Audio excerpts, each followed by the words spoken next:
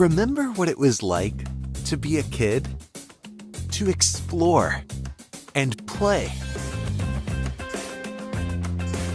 To roam free all day. In Jamestown, North Carolina, we get out of the grind and escape into the moment. People feel good here.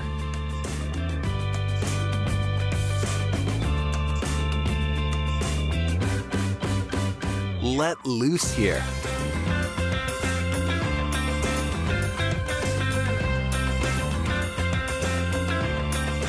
Eat well here.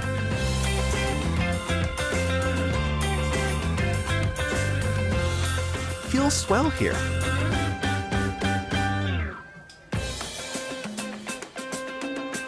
We go for a ride or an afternoon stroll.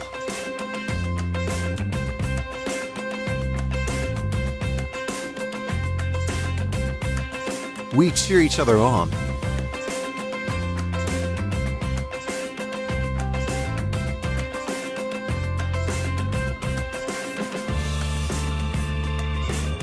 And go for the goal.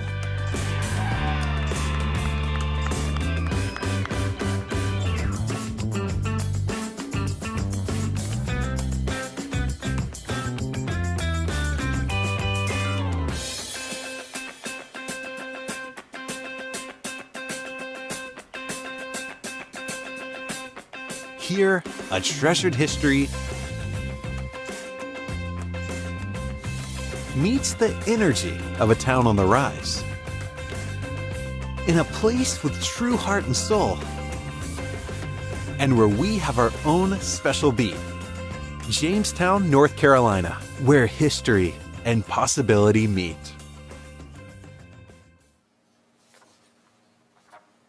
I'd like to call this meeting to order. Would the clerk please call the roll? Councilmember Wolf, Here. Councilmember Capes, Absent. Mayor Montgomery, Here. Councilmember Strawn, Here. Councilmember Rayburn. Here. Madam Mayor, the quorum is present. Thank you. At this time, we'd like to invite the Girl Scouts to come forward and lead us in the pledge.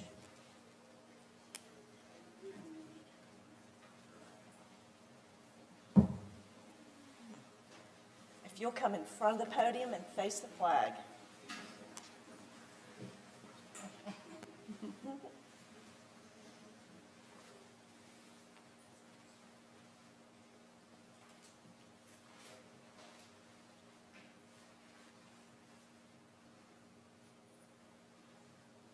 Ready? I pledge allegiance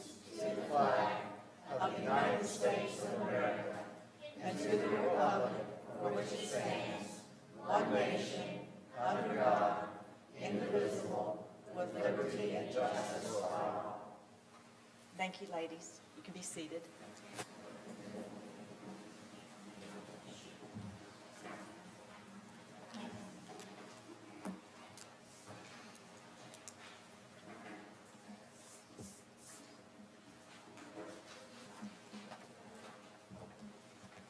Please bow your heads for a moment of silence.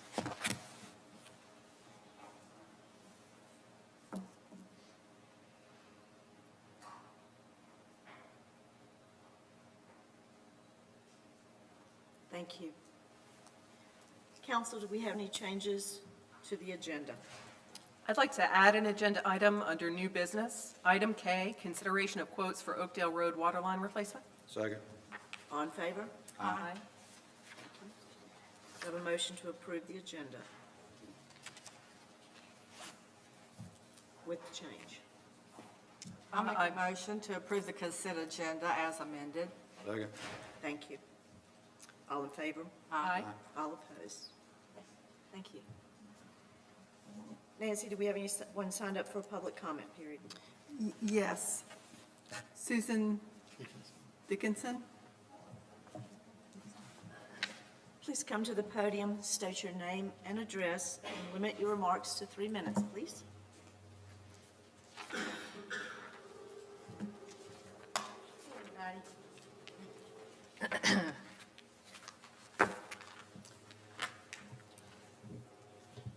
Susan Dickinson. I live on Havershire Drive. This is a new microphone, I guess. I launched a website, the Jamestown or 9 website, back in January as a channel for collecting and organizing the data we were finding on D.R. Horton zoning and the new Randleman Lake watershed regulations. A few months earlier, in June, I had sent an email to Paul Blanchard with questions about water runoff in floodplains. Matthew Johnson actually answered my email and asked me to come to the town hall for a meeting where he would answer my questions. It was an hour-long meeting with Matthew, the mayor, Paul Blanchard, and a couple of you here. That sounds awfully loud. Is this okay, or is that all You're right? fine. They'll get it corrected. Like this? Can you hear me now? This isn't going to take away from a minute, is it?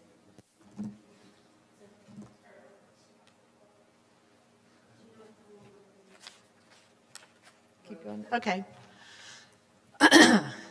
Anyway, I brought maps and photos and did most of the talking, and it was a very nice meeting. Y'all were very kind, but the response was pretty much, we live here too, and we would never let anything happen to the town. And that was about it. I brought maps, as I said, but this is also the reason why, when, he's not here, but when we hear comments like, if you have a question, just pick up the phone and just call. That's why I don't, because I don't have time for like an hour-long town meeting, and it's also a waste of your time. Anyway, I started doing my own research. The more I looked, the more I found from the North Carolina Department of Environmental Quality and EPA public records and online databases. The water data on the Jamestown site comes from their files in Raleigh. It's not me. If you want to call it misinformation, don't direct it to me. Take it to Raleigh, because it is their data. The facts are 24 companies discharge into Richland Creek, Deep River, Bull Run, or East Side's manholes and pipes. Some of the companies are in High Point, some are in Jamestown, and some have an address in Greensboro, but it all ends up in Randleman Lake, gets treated, and is piped back to us as drinking water.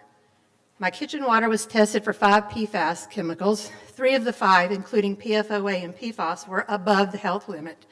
I also got flagged for high levels of chloroform, lead, and 3 compounds ending in the word methane. I would love to test for more, but I've already spent over $1,000. Our water is contaminated from industrial discharge, the leaching Seaboard Chemical Plant, and the East Side Wastewater Treatment Plant. It is not cosmetics or toilet paper or laundry detergent. Look at the data on the Jamestown website. Towns and water systems all over North Carolina started filing lawsuits and applying for grants and funds to address the crisis years ago, and they're winning. Look at the website. The polluting companies and wastewater treatment plants are being forced to fix their discharge problems at the source. 2 textile plants in Burlington, the city of Greensboro, the DuPont Camorra situation. Look at the website. It's their mess. They need to fix it, and they need to pay for it, not us. The only person who has offered a solution to date is a plan by Andrew Kinsey. I highly endorse it, and it incorporates a lot of the Clean Water Act plans for citizens to take action themselves. Thank you. Thank you. Has anyone else signed out?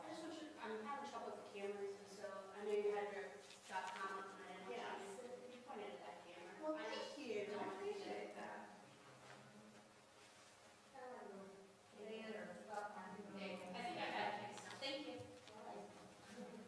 Nancy, do we have anyone else signed up for public comment?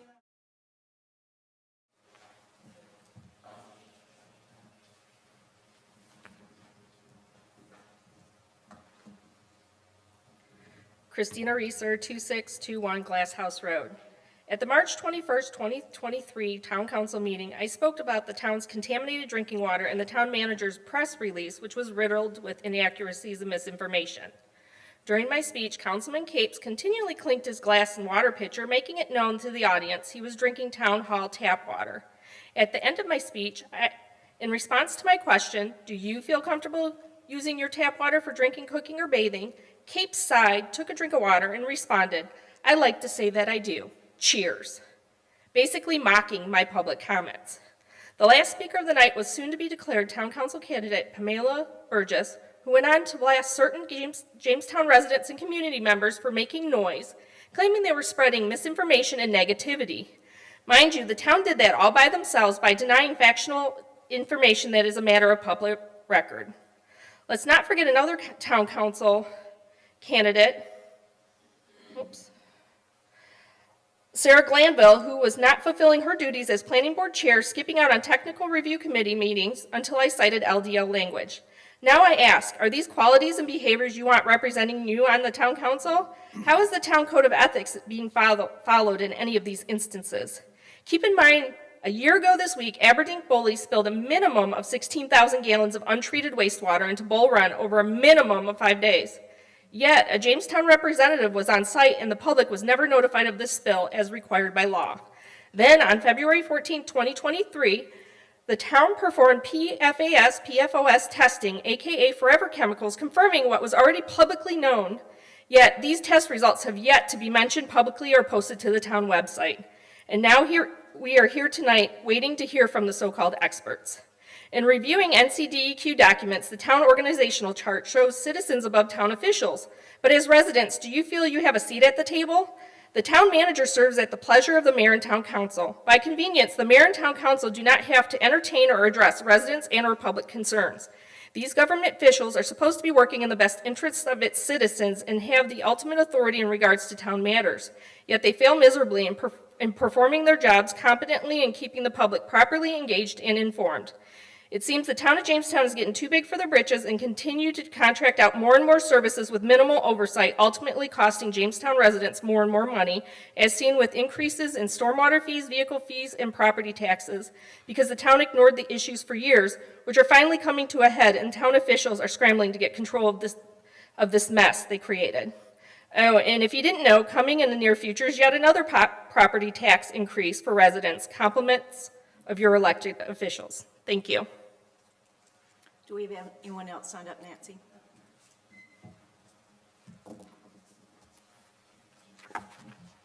Chief Carson, will you meet me at the podium, please?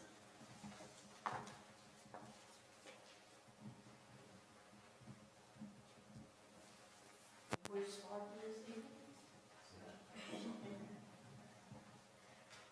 fires can take lives, devastate communities, and destroy businesses, and where its fires pose a threat to Americans across our nation and state, and they cost us billions of dollars each year. And whereas Fire Prevention Month emphasizes the importance of taking steps to prevent fires. And whereas October is a good time to transfer alarms in place of broken homes to ensure the alarms are working properly. And whereas all Americans should develop a practice of fire evacuation plan that allows for swift exits from places of work or home. And whereas it is important to teach our children about fire prevention and fire safety. And whereas we owe a great debt to our brave first responders and firefighters who run toward the scene of a disaster to fight fires and smoke. Now therefore, I lend my family and mayor of the town of Jamestown, by virtue of the authority vested in me by the town of Jamestown, do hereby proclaim October 23rd, October 2023, as Fire Prevention Month, and urge all citizens of the town to practice their best efforts to prevent fires and tragic consequences. And we appreciate all you do for us. Thank you.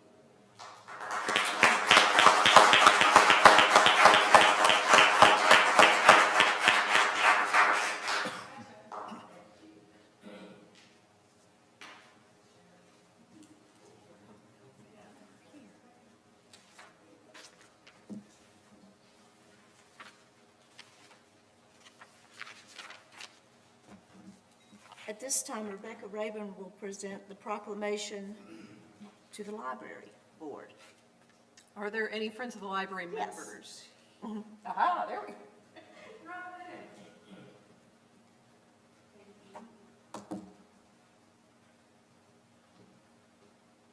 Whereas Friends of the Library groups across the United States are dedicated to the support of libraries as institutions essential to democracy and lifelong learning, and whereas Friends of North Carolina libraries support local Friends groups by helping them integrate the library thoroughly with the life and the work of the community they serve, and whereas Friends groups advocate for funding that provide libraries with the necessary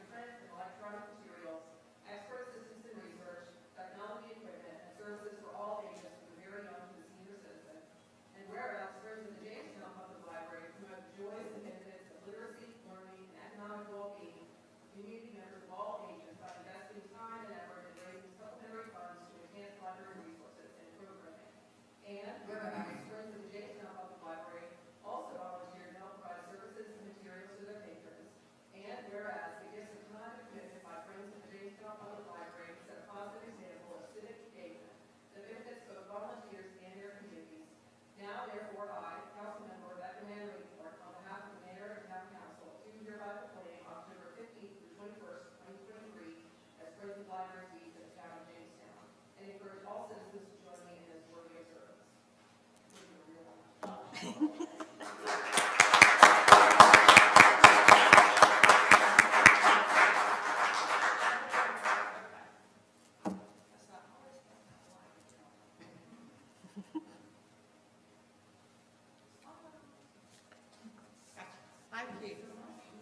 I just say, we appreciate so much the support we have on the town of Jamestown.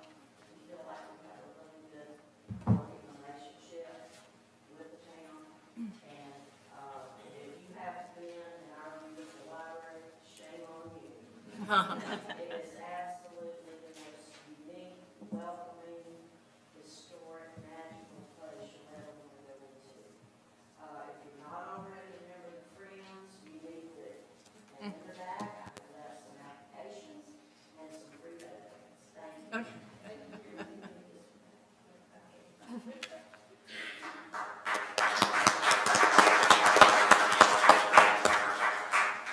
Thank you, Rebecca. Matthew, would you introduce Robbie Stone, please?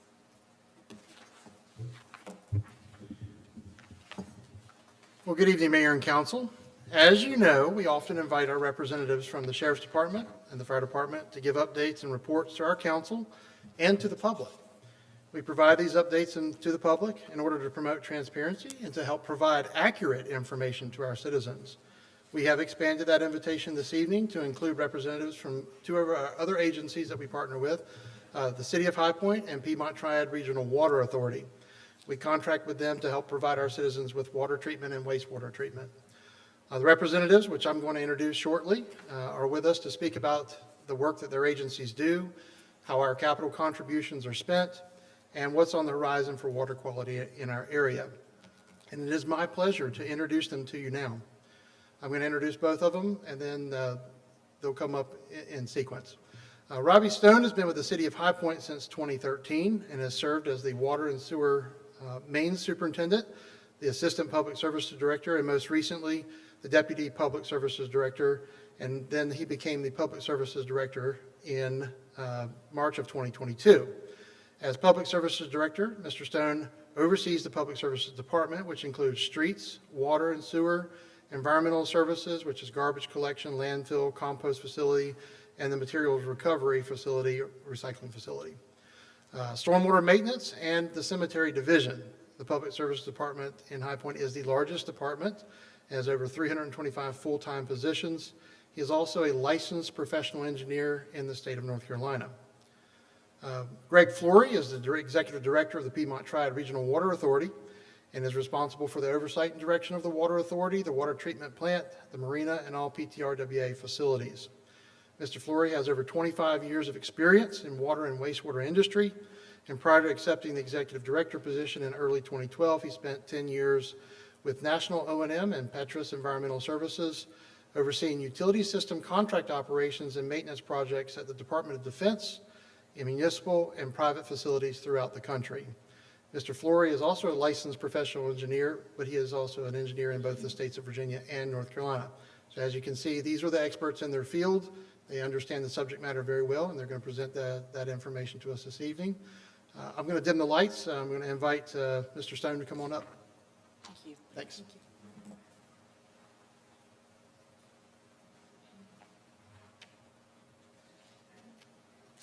Thank you, Matthew. Thank you, Council, Mayor, for allowing me to come here tonight.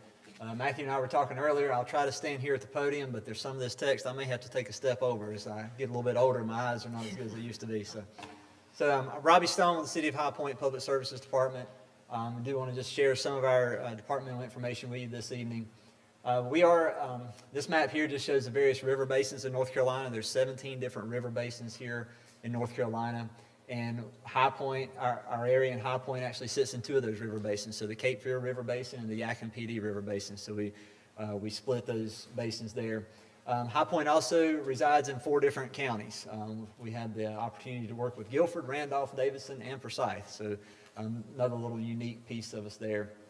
And our population in 2023, the estimate was just over 117,000. Public Services Department, as Matthew mentioned, is the largest department in the city of High Point. We have 325 funded positions. We have several vacancies right now. So if we know of people that want to work, we would love to have them come apply. We do have 16 different divisions within our department, and those divisions are broke up into primarily four different funds. We have the water and sewer fund.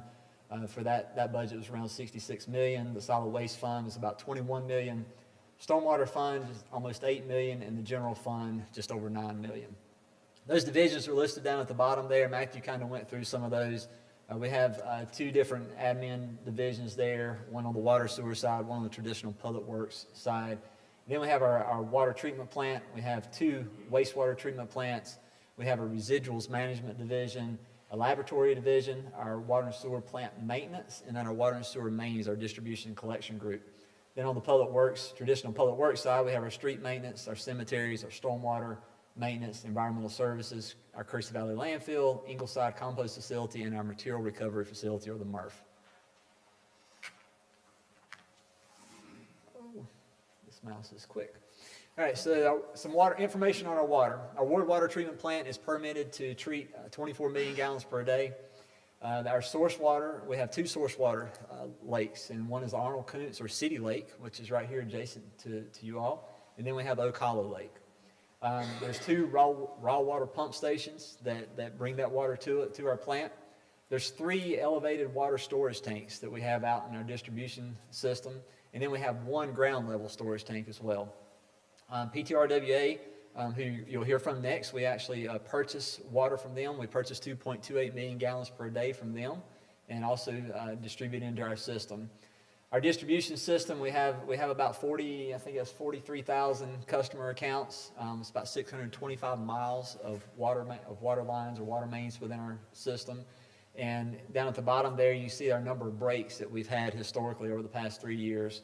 This past year went back down, was 89. The year before that was 115. Prior to that was 82. And a lot of those are really dependent on the weather. When it gets really, really cold in the winter, unfortunately, these water mains will start breaking. Here's a picture of our 2 source water lakes. I mentioned Oak Hollow Lake and then Arnold Kuntz City Lake. Just kind of a big overview of those as they reside in our region.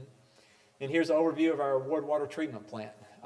I mentioned we're permitted for 24 million gallons per day, but on average we usually just process a little over 13 million gallons per day. So we do have some room for expansion there at that plant. Our wastewater. So I mentioned 2 wastewater plants. So our east side wastewater treatment plant is permitted for 26 million gallons per day. Our west side wastewater treatment plant is permitted for 10 million gallons per day.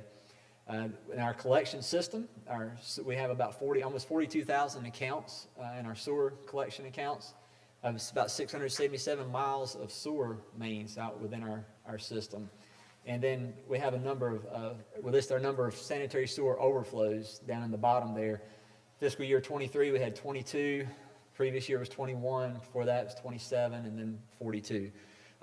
Those overflows can be attributed to a number of different factors. We've had some that's been straight up vandalism. We've had some where it's just been folks putting the wrong materials down the toilet and clogging the pipes over time. So obviously our focus on education, and then trying to, where we do have vandalism, trying to set those areas up where they cannot be vandalized or deter that as much as possible. Here's an overview of our wastewater treatment plant. This is the east side wastewater treatment plant. That plant is a 5-stage BNR, or biological nutrient removal plant. It's permitted for 26 million gallons per day. At this plant, we do have several partnerships with Archdale, Jamestown, and Sedgefield. This is our west side wastewater treatment plant. It is also a 5-stage BNR plant. It's permitted for 10 million gallons per day, and have a partnership with Trinity at this plant. So we're going to talk about some of the projects. Our east side wastewater treatment plant, we're currently in a project. We have bid this. The construction's not started, but it's for updating our UV disinfection system. So this is kind of the final stage in the water treatment, the wastewater treatment process, running that through the UV system there. This is the estimate for this was about $9 million when it was being designed. The low bid came in at $16.2 million. And unfortunately, that seems to be the trend on projects now. We were able to work with the low bidder and did some value engineering, so we reduced that price by a little over $1 million to get that a little bit lower there. And that project, we're anticipating construction to begin around January of this coming year. Here's another project that's related to the East Side Wastewater Treatment Plant. It's our Richland Creek Sewer Outfall Project. This was 16 aerial crossings. So this is where the sewer pipe actually comes out of the ground, just because the elevation of the ground dips down so low, and it's a gravity sewer, so that pipe has to remain basically consistent, a consistent grade through there. We had 16 aerial crossings that were starting to leak. I started over 10 years ago, and that was one of my first calls, was out there and leaks in the pipes. We'd go out and repair that pipe, and it seemed to be an ongoing, recurring issue there. This project, these aerials equate to over a mile of aerials when you put all 16 of them together. This project did come in at just over $16 million, and it is finally nearing completion. We probably have another 3 to 4 months on this, but it's been a very large project. We've had to set up pumps and pump around the waste, the raw sewage, while we've been working in one area, so it's been a very labor-intensive project. Registers Creek Lift Station is another project that just finished. This was a new lift station with a new peak capacity of 4.2 million gallons per day, and approximately about just a little over 16,000 linear feet of force main was installed with this. That project was completed in April, final substantial completion in April. We've got a few little punch list items that they're finishing up right now, but that was just over $8.5 million for that project. And then right here adjacent to us, the dam, this is City Lake Dam. This dam is nearly 100 years old, and it currently doesn't meet the current dam safety standards. So we've evaluated this dam. There was a couple different options given. We can look at constructing a new dam or trying to repair the existing one. The life cycle of a repair, the existing one was much less than constructing a new dam. So we're currently underway right now. We've been doing some testing out there in the field. They've been doing some surveying. They've been doing some drilling some test holes just to try to see what kind of soils we have, what kind of foundations are existing, any type of rock within that area.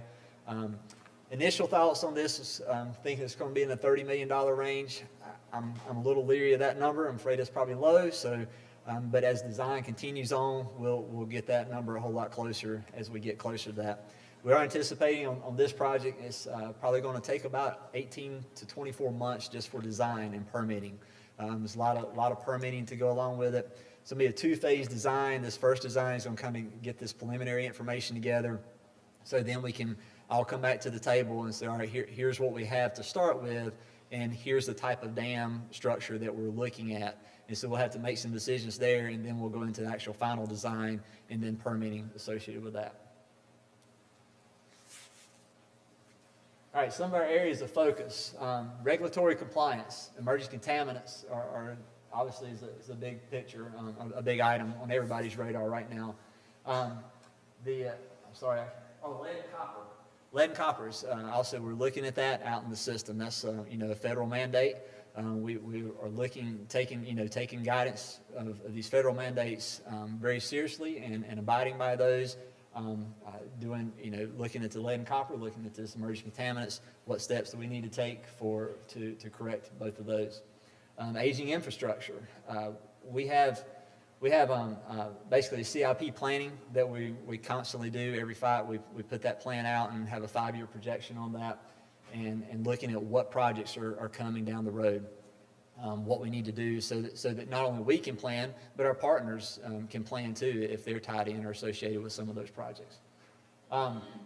Increased construction costs. I just mentioned that. These construction costs seem crazy, but part of me understands it. A lot of the talk in the community, talking with the contractors is, labor costs have drastically increased. Materials have increased. Everything's increased. And so unfortunately, we're seeing all that at once instead of a gradual increase.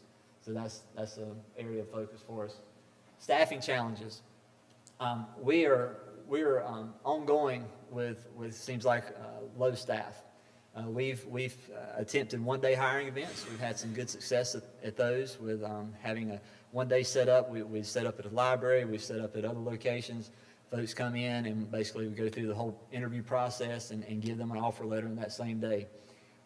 We're working with the Guilford Apprenticeship Program, so with the Guilford County Schools. This is where we're taking students in.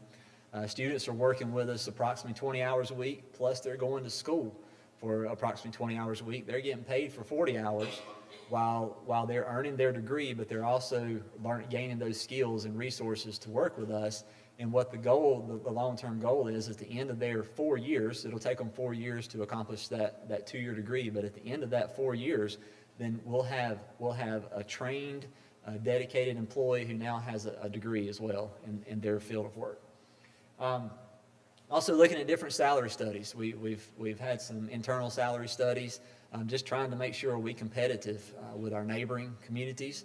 And you know, it would be nice to be competitive with the private community, or the private contractors and stuff, but that's a big stretch in some areas. But taking into account those salary studies and looking at that.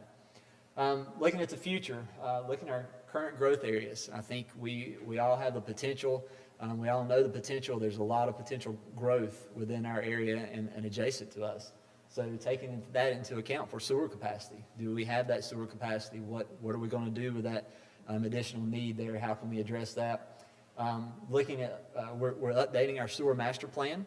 That's currently ongoing, and we've already identified a few areas of concern there where we know that right now we need to go ahead and start planning, designing, and even constructing as soon as possible for some areas where the pipes are smaller than they should be for potential growth, where pump stations maybe be undersized for potential growth. So we're looking at that. And then we've been into a study with Eastside Wastewater Treatment Plant looking at increasing that capacity from 26 million gallons per day to 32 million gallons per day. So that's something that we're talking about and trying to strategically decide, is that something we need to do now? Is that something we need to do in 3 years from now, 5 years from now, or what time frame? So that's kind of a quick wrap up of our group. If you have any questions, I'll be more than happy to try to answer those for you now, or if you want to submit those to Matthew, we can get a response back at a later time as well. I was just going to say, and I had talked to Robbie a long time ago when we first got wind about the new dam at City Lake, and then I talked to him a little bit before the meeting. And I appreciate Robbie has been keeping the town manager informed of what's happening out there. But I asked him to make sure we take that further, and that at least the people on Knoll would know what's going on. Right. Especially we talked about the access there, how that's going to look. And if they could give feedback, or they know when you know. Right. Of course, you're still doing planning stages of that. But people just like to know what's happening in their Right. neighborhood. So the more you can do that, I certainly would appreciate it. Yes, we'll continue that communication, and as we get plans or sketches, designs, things like that, obviously we'll share that with Matthew and staff, and we can, and there probably will be, there may be a public meeting period where folks can come in and view and see what's going on as well. So That we'll would be definitely make awesome. sure that Yes. everybody's notified on that. Yeah, that'd be awesome. Okay. Thank you. I know when we toured the plant, the enormity of what you guys do out there is incredible. Seeing it go from the raw water and gloves and all kinds of stuff that was coming in, and how you guys process that, seeing it go from raw coming in to where it actually, at the ending process when it goes out, it's basically cleaner than your average creek water. Right. Was very impressive, and the detail that you guys do, the testing that you do, the maintaining, the maintenance, all the things that you do to keep the public safe. I know I travel I-85 quite frequently, and every time I go on that dip, you get that pleasant odor. Yeah. I always thought it was the creek water that was there, but after having toured it, I realized that's not what that is. It's the processing that goes on that you guys and we experienced when we toured it as well. Right. I think I left my boots outside and threw everything right in the washing machine. But just to see the detail and the care that you guys put into it was very impressive, and I appreciate the work, the diligence that you guys do, and how you keep people on call and all the different things that go on, and the backup systems that you've got.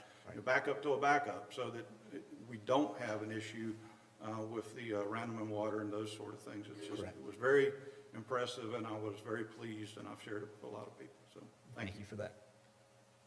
And if Lawrence hadn't mentioned it, I was going to also say thank you for that tour. I also was very impressed. It was a 90 or so degree day, so I think that even heightened my appreciation for the work that you all do.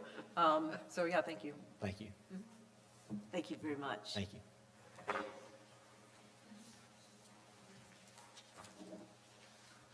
Greg Flory.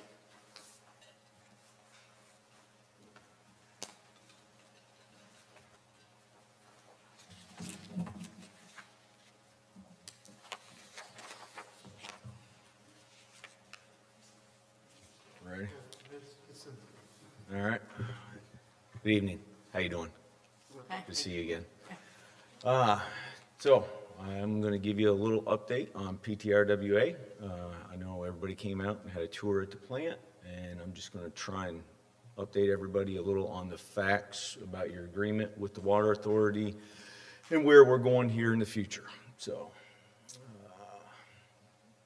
the town of Jamestown participation in PTRWA.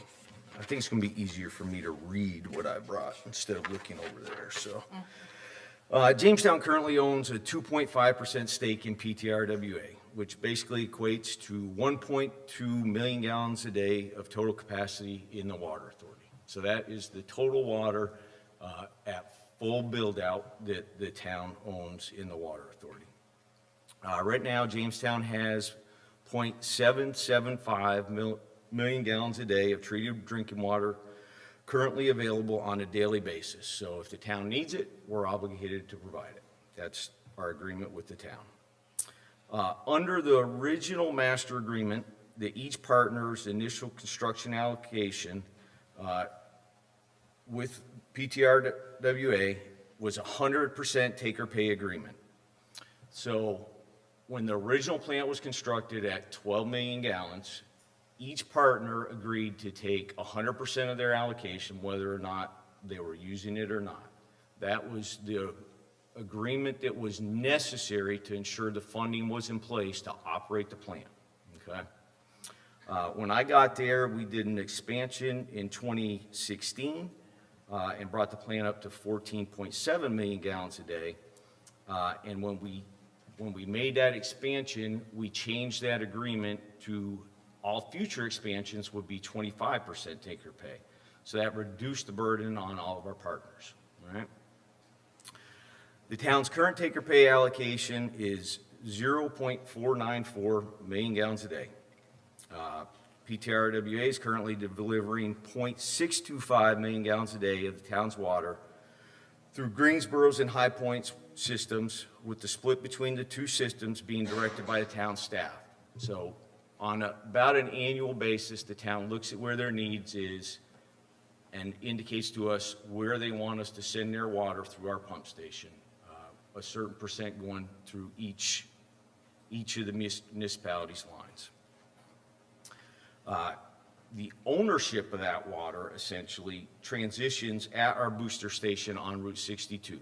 PTRWA owns the facilities up to the point that they exit that booster station at the junction of 62 and Coltrane Mill, and the water enters lines that are owned by either High Point or Greensboro at that point.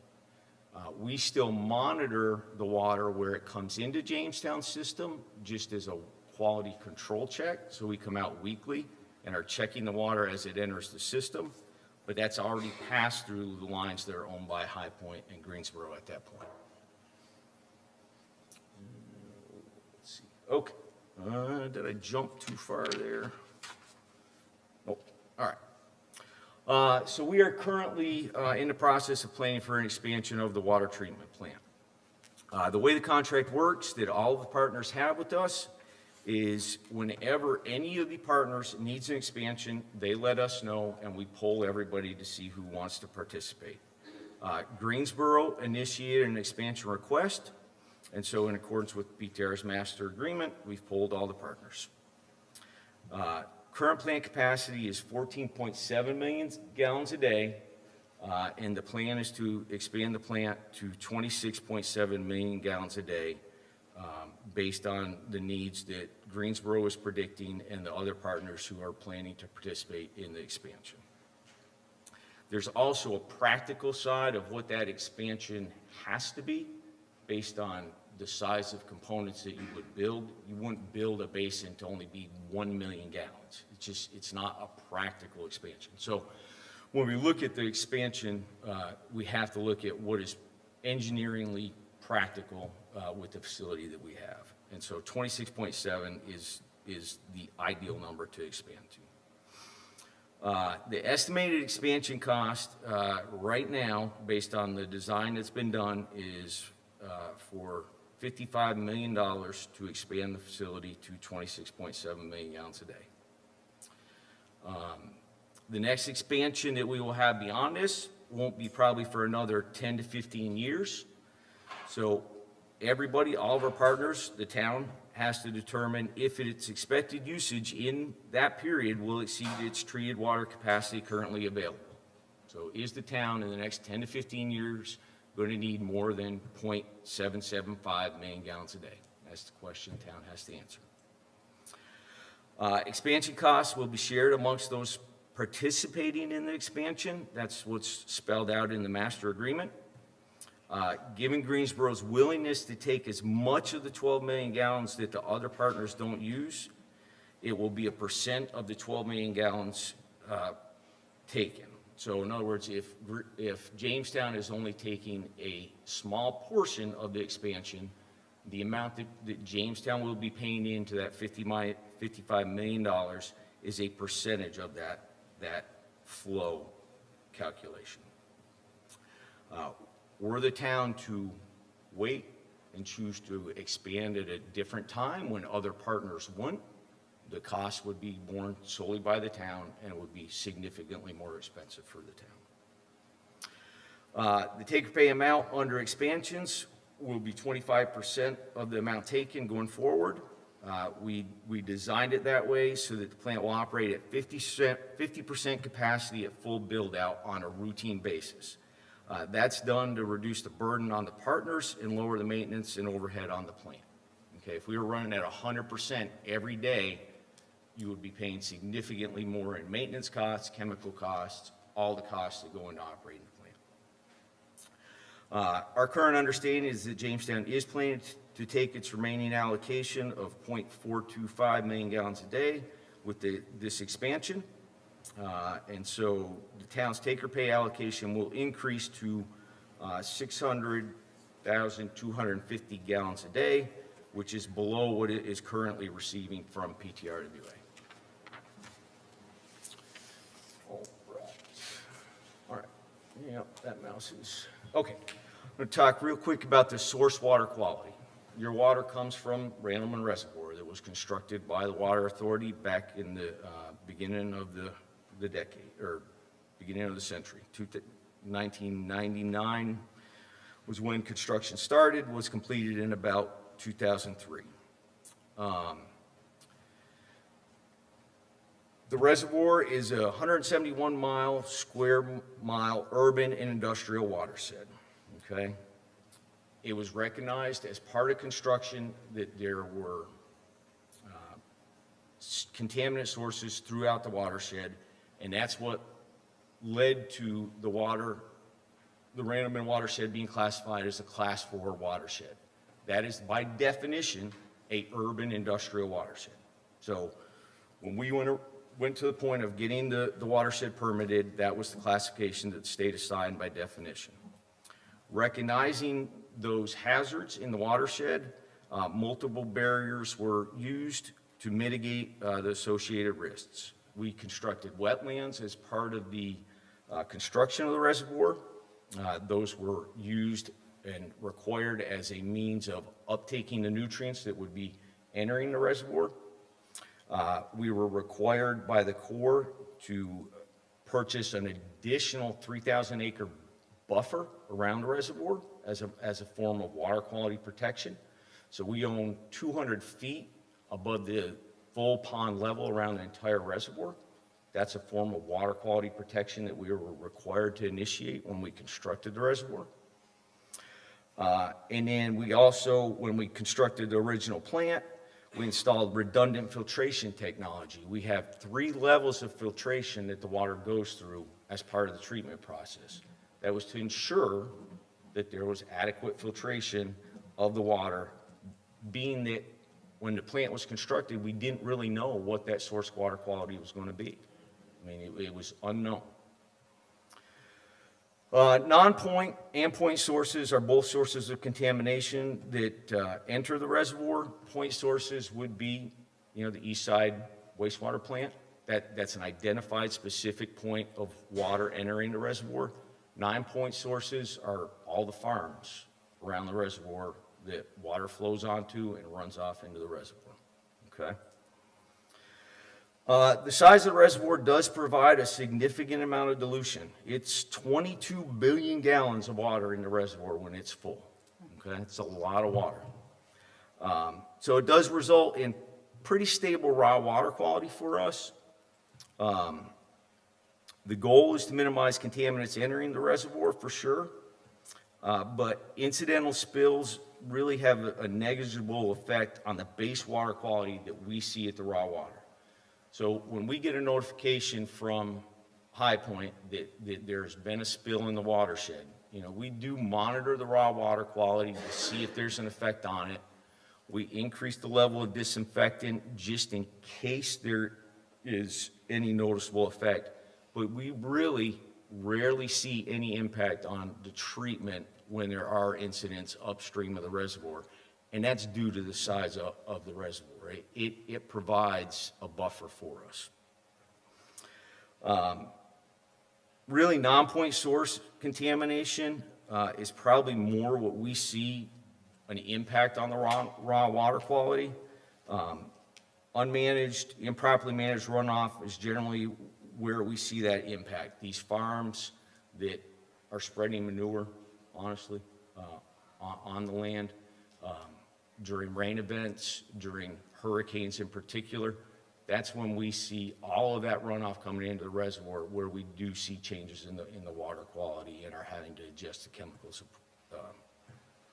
to respond to that. Seaboard site, everybody is aware that is on the banks of the reservoir. We really have not seen a significant influence on the levels of the constituents in the reservoir from the seaboard site. We monitor below the east side discharge and above the east side discharge, which is where the seaboard site is. And we generally see lower levels of emerging compounds above that point near the seaboard site. So, all right. So going from seaboard, we're going to touch on compounds of emerging concern, because that's some of the compounds that are there at that seaboard site. What are they? They're chemicals and constituents in the water that are newly detected that may pose a potential risk to human or environmental health. As testing has become more refined, the industry has become more aware of the sources of risks. Some of those are the pharmaceuticals that everybody consumes that pass right through into the wastewater, personal care products, agricultural runoff, lawn care products, flame retardants, pesticides, industrial chemicals, and industrial wastewater. All of these can have an impact and contribute compounds of emerging concern to the water. All right? 2 compounds of emerging concern that are in the spotlight at the moment are polyperfluoroalkyl substances, PFAS, and 1,4-dioxane. They're known as forever chemicals since they don't break down in the environment. They can stay in the water forever and they're not going to naturally break down. The science is identifying increased health risks if they're consumed above certain levels. And kind of a point just to highlight that, if you look, the scientific understanding is changing rapidly. In 2013, PFOA and PFAS, which are just 2 of the 4,000 PFAS contaminants out there, there was a combined health advisory level of 70 parts per trillion. That was 2013. Last year, EPA proposed a regulatory level of 4 parts per trillion for PFOA and PFAS. So in about 10 years, they, cut that level significantly. They also established a health hazard index for 4 other PFAS chemicals. That health hazard index is an average number of those 4 that you calculate to see if you're above the level. We are not above the health hazard index level based on our monitoring today. But we are above the PFAS and PFOA levels in the source water quality. Keep in mind when we're talking about parts per trillion, it's an extremely small number. The regulatory transition has gone from parts per million to parts per billion to parts per trillion. And to sort of put that kind of into a context, parts per million, you're talking about 1 cent in $10,000. Parts per billion, you're talking about 1 cent in $10 million. And then on parts per trillion, you're talking about 1 cent in $10 million. They're very small proportions that we're talking about here. That's PFAS 1,4-dioxane. That actually doesn't have a regulatory limit. It has a health advisory limit right now, but it does not look like a regulatory standard is going to be imposed anytime in the near future. The advisory that is out there for 1,4-dioxane is based on lifetime health risks. If you consume the recommended amount of water every day for a 70-year period, you have a health risk associated with it.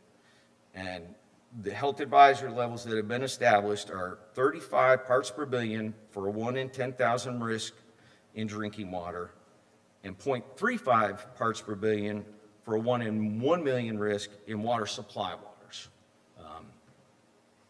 The definition there is a little odd in that it's 35 for the drinking water and 0.35 in the water supply waters, but that is just how it's been defined so far. PTRWA has defined 1,4-dioxane and PFAS compounds in our source water and has been studying best available treatment technologies since identifying them as potential concerns, even though they were well below the advisory levels at the time we first identified them back in 2014. With the regulatory limits now coming, we are going to need to install treatments for these compounds of emerging concerns, and that's what we're going to get to on the next page. So we have presented treatment alternatives to the staff of our partners who have discussed it with their elected bodies, you all in Jamestown's instance. The PTRWA board approved moving forward with a progressive design build solicitation for expansion and treatment for compounds of emerging concerns at our September meeting. Reverse osmosis treatment is currently the best available technology. It offers the broadest level of treatment for the currently known compounds of emerging concern in our water, and it also offers the most protection against compounds that could become an issue in the future. The treatment goal will be to reduce the PFAS levels below the regulatory limits and 1,4-dioxane below the water supply water standard.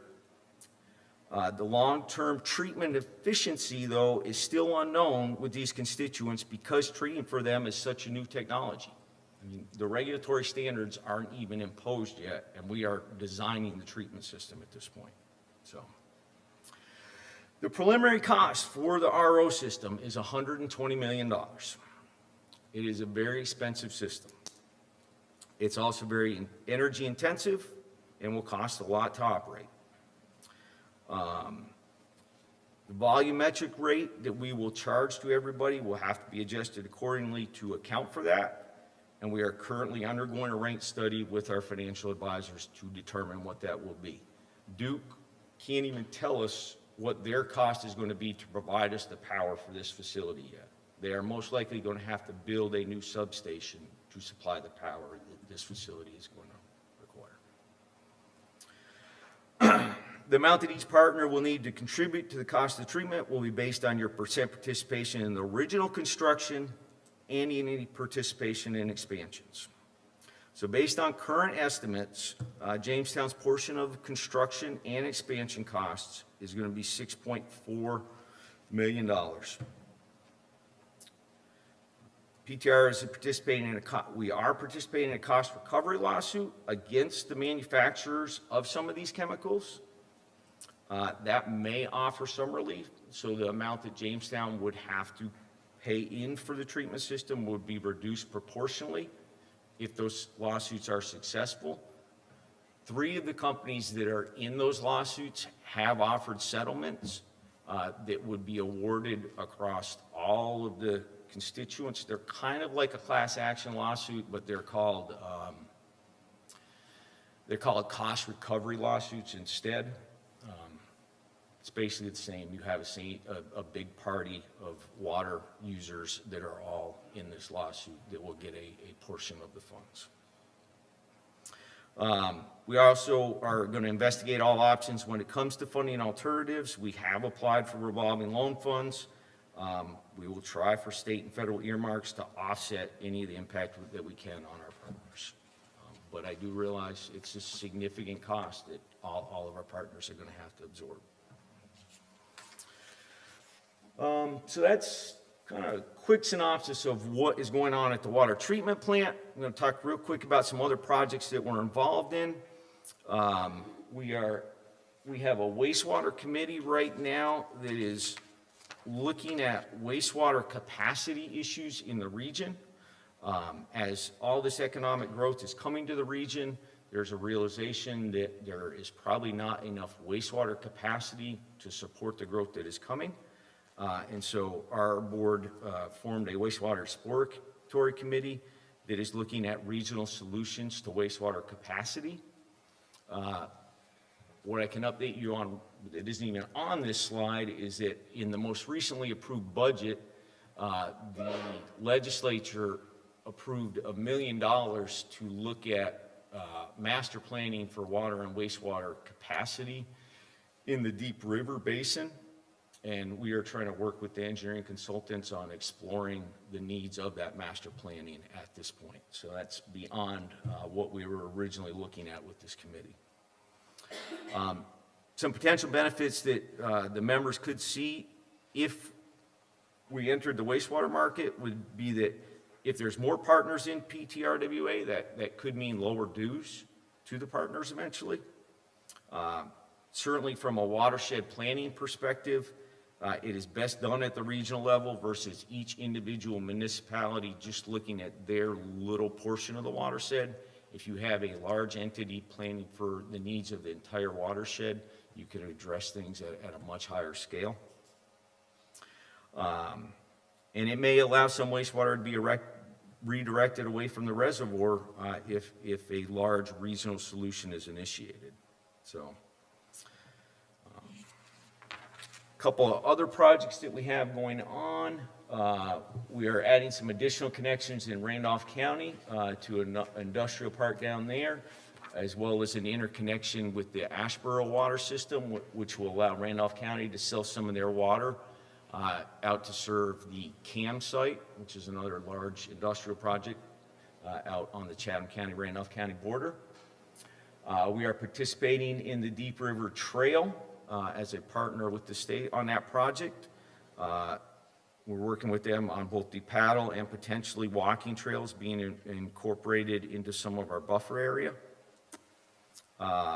We are offering commercial laboratory services at our facility down in Randleman. That serves water systems in the area. We provide that service for home sales, restaurants, daycare facilities, and churches. We also are trying to increase some of our buffer management. We're going through right now and updating our buffer rules. We will then, once they are updated and approved by the DA in Randolph County, we will then begin educating the adjacent property owners about those rules, informing them, that they're not supposed to be entering the buffer, they're not supposed to be cutting down trees, they're not supposed to be cutting the grass in the buffer. And then once we've done some of that education, if necessary, we'll take additional enforcement. And we've also been looking at installing additional mitigation projects in the buffer. We installed some trash barriers down on one of the rivers that comes into the reservoir to try and capture some of the trash.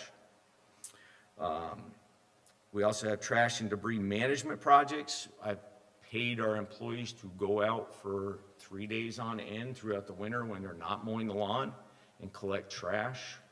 We've collected hundreds of bags of trash from the reservoir. It's a constant project every year. We've also been purchasing additional land around the reservoir to enhance reservoir protection, and we've been upgrading the buoys and channel markers throughout the reservoir. And I think that is my last slide.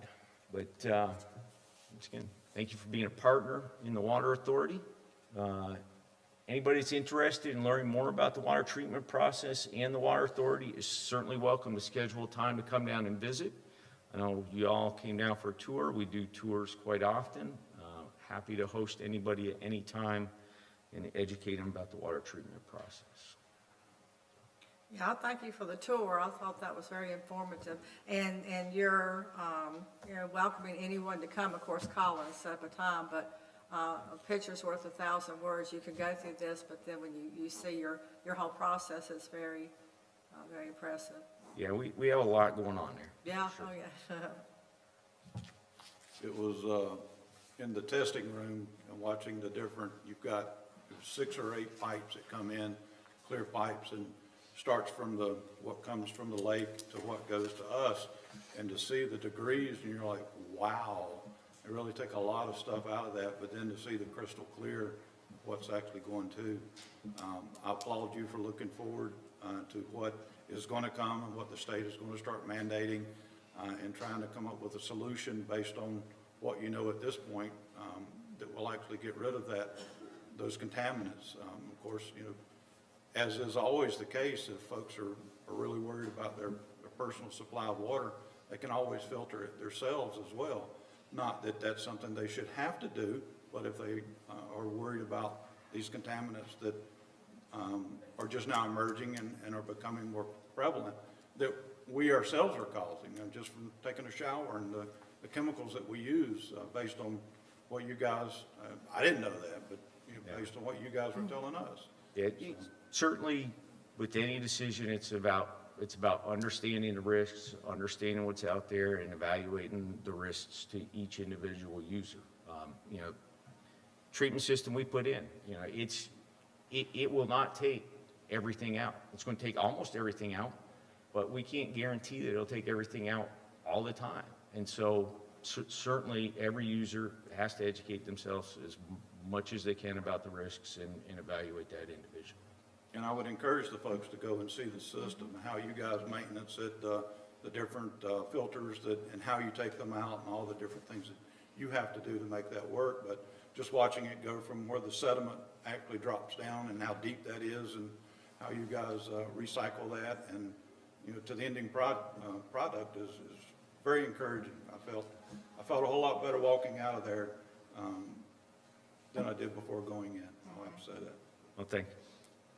Yeah, and I'll just echo, I appreciate your openness with everything, and certainly, when we were touring, and I said, wait, this looks really cool, but I'm probably not allowed to take pictures, right? And you said, take pictures of whatever you want, that's fine. And so, I just think it's wonderful that you all are so open and welcoming and enthusiastic about your work. I always love meeting people who really love their work. And, also, I was impressed to hear, first of all, about the reverse osmosis that's coming and the improvements that are coming and everything like that. But then we also talked about, since you're a network with other folks who do your job, across the state and the country and the area, and saying that, a lot of them just aren't even looking to that quite yet, that we're ahead of the game. I mean, a lot of other facilities throughout the state are not planning for treatment yet. We have been, we started analyzing the treatment alternatives about 5 years ago. We pilot tested several different treatment options to determine what was going to be the best for our water quality, and that's how we got to the RO system being the best technology for our water quality. So, Great. Well, thank you for what you do. Thank you very much. no problem.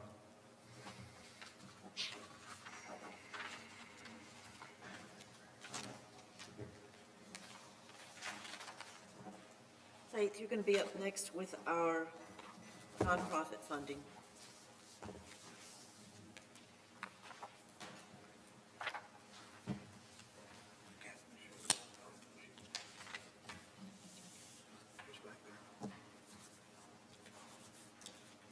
Good evening, Mayor and Council.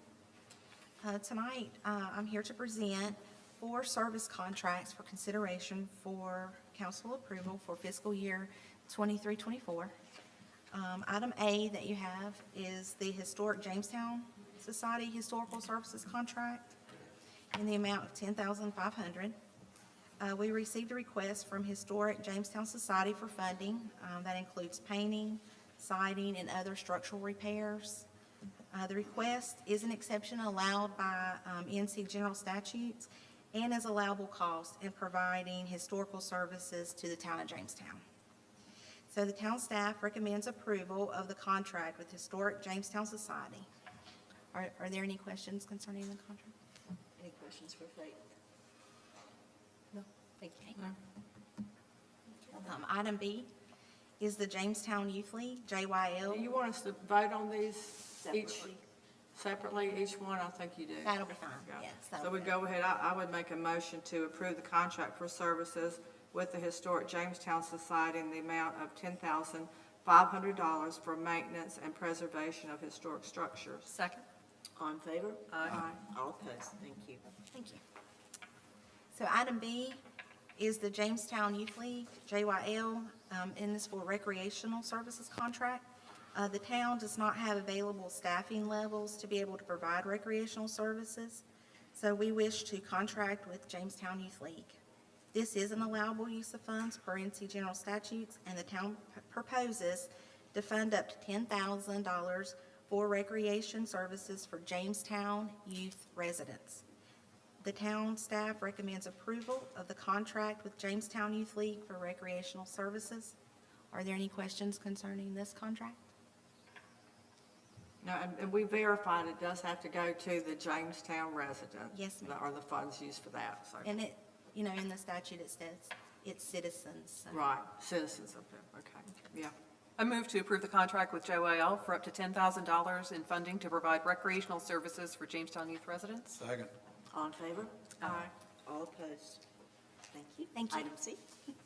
Item C is the Ragsdale Family YMCA. It's also for recreational services. The town doesn't have the available staffing levels to provide recreations for services for youth and adult Jamestown residents. And so we wish to contract with the YMCA to do that.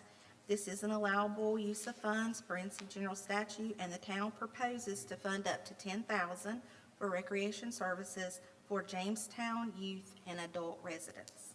The town staff recommends approval of the contract with the Ragsdale Family YMCA for youth and adult recreational services. Are there any questions concerning this contract?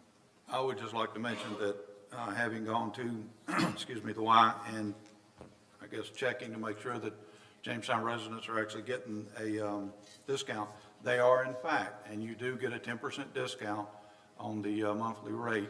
You don't get anything off on the sign-up, but all Jamestown proper residents do get 10% off, and it is deducted through your checking account. So, That's on your membership? yes. Yeah, okay. Well, I would make a motion to approve the contract for services with the YMCA for up to $10,000 to provide recreational services for youth and adult residents. Second. All in favor? Aye. All opposed? Thank you. All right, and then lastly, item D is the contract for Jamestown Public Library Services. This contract is in the amount of $64,000. This is an allowable use of public funds per NC General Statutes and allows the town to provide library services that is provided by a separate entity. So we do recommend that the town approves the contract with the Jamestown Public Library for library services. Are there any questions concerning this contract? I have a quick attorney question. Yes, ma'am. Okay, I serve on the board of the Old Jamestown School Association. I do not benefit monetarily from this, but should I recuse myself from voting, or is this okay? I think you're actually okay to vote on that. Okay. Since you're in a volunteer capacity for that particular organization, you'll have a personal stake in it. All right, thank you. Okay. In that case, I move to approve the annual contract with the Jamestown Public Library in the amount of $64,000 for library services to be provided for the residents of the town of Jamestown. Second. All in favor? Aye. All opposed? Thank you. Thank you. Thank you, thanks. This time, Elizabeth Greason, would you give us the report on our fall litter sweep?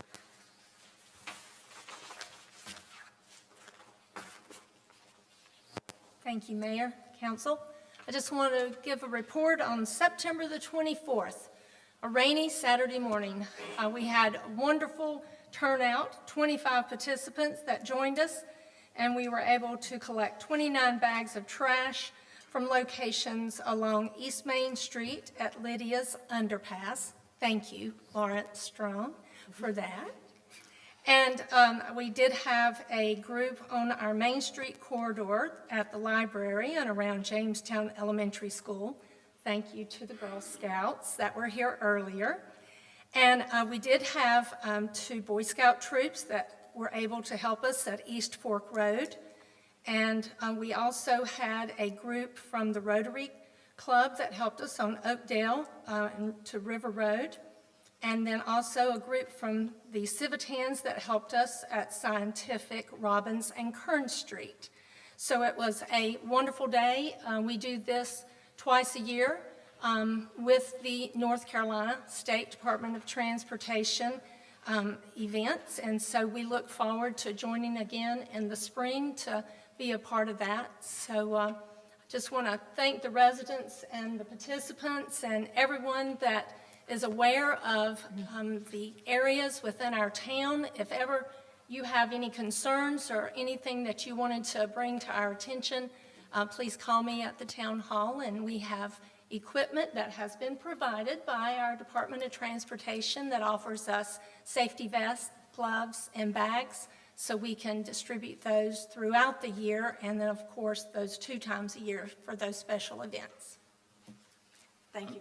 I know the next time I'm wearing galoshes. That was the first time in many, many, many years I was able to wring water out of my socks through the boots I was wearing. I applaud everyone who came that day. It Yes. was a rainy day, and they And I were just wanna- troopers to do that. Yes, I just want to say thank you, sir. You have really been a support to me each time that I have done this, so I want to thank you, especially today. It's the least I can give back. And thank you, Elizabeth, for each twice a year organizing Yes, this organizing and that. getting it all coordinated. It always looks so good after the litter sweep. I know it. If those bags get left extra few days or something, people let me know about that as well. But Department of Transportation picks those up and takes Well, those and were you disposes. able to find that they will still give you supplies? Yes. Okay, because I was going to say, I talked to the division engineer, Yeah, and he said, let us they know. were out for a while, but they Good. were able to catch up. Perfect. All Thank right. you, ma'am. Thank you. Thank you, Liz. Jamie, would you give us the quarterly golf maintenance report?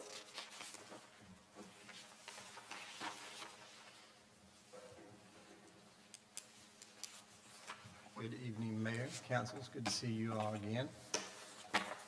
To start things off, we'd like to introduce a new employee at the golf course. My name is Isaac Barlow. I'm from Marshalltown, North Carolina. Grateful for the opportunity. Excited to get started in Jamestown. Thank you, we Well, appreciate great. you. Welcome to Jamestown. Yeah, he's doing a great job. He's been here about 2 weeks, and his dad is also a golf course superintendent. Oh, wow. So he's kind of following in his dad's steps, which is good, Cool. and doing a great job so far. The bathrooms on the golf course,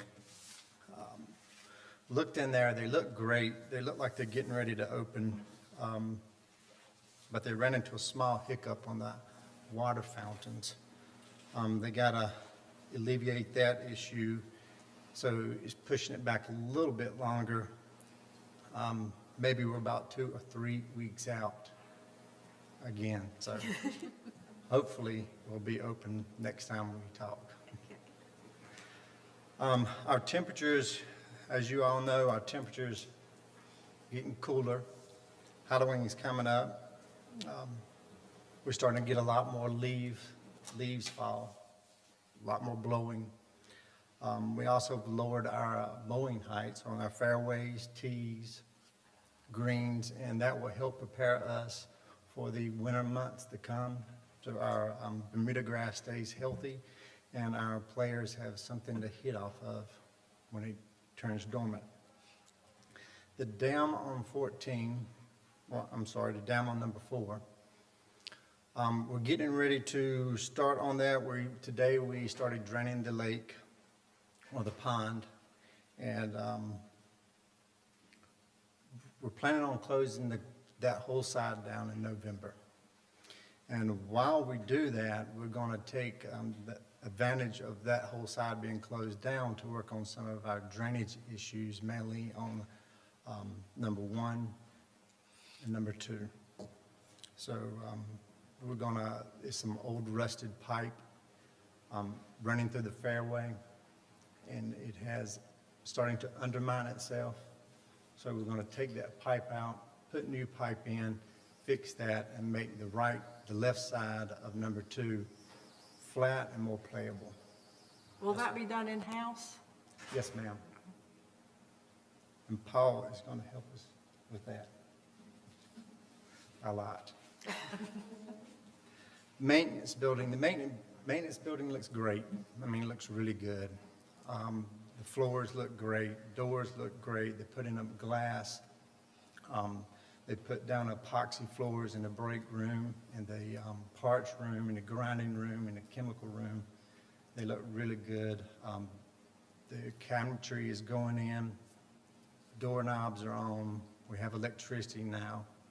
We're just putting in that hot water line, and they tell us about the second or third week in November we should start to move in. So I believe the next time we meet, we're going to tell you how good we like it. And that brings me to the hours maintenance summary, or the metrics. This is just a breakdown of what we actually did from July 1st to September the 30th this year. And it shows you how many hours we worked on greens, how many hours we worked on bunkers, collars, and approaches, fairways, pro shop, parking lot, irrigation, greens, tees, rough. And this number here, the bottom number, 2,322.36, that is the total number of hours that the employees were there actually working. So the top graph, that kind of shows you of just, this is kind of the basics of what the golf course needs, and this is our busiest time of the year. So if we want to do projects or something like that, we have to take out of these basics, and we really don't want to do that. But now we have another employee, we can put more categories in this graph, and we can start working on some of the detail work and the side work and things of that nature.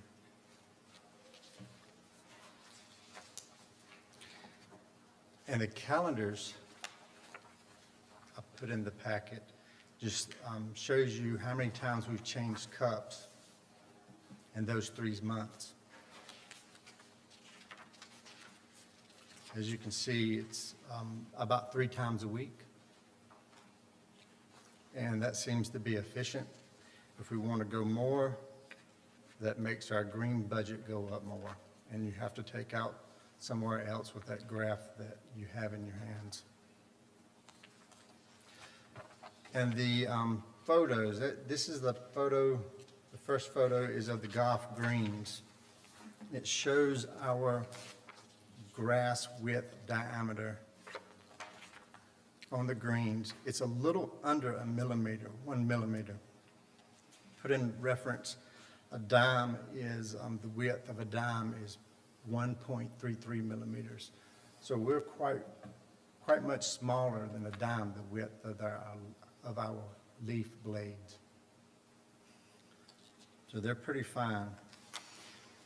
And the second page, this is called a prism gauge. We put it on the green and we press it down a little bit, and it shows the height that we are mowing the greens. We mowed at this height the whole summer, July through September. As you can see from here, we are just at a little bit over 1/16 of an inch, or 80 thousandths of an inch. That is pretty low. And you can see that our cut, mechanic Justin King, how well he's sharpening the blades, because you can see that cut is fairly consistent all the way across.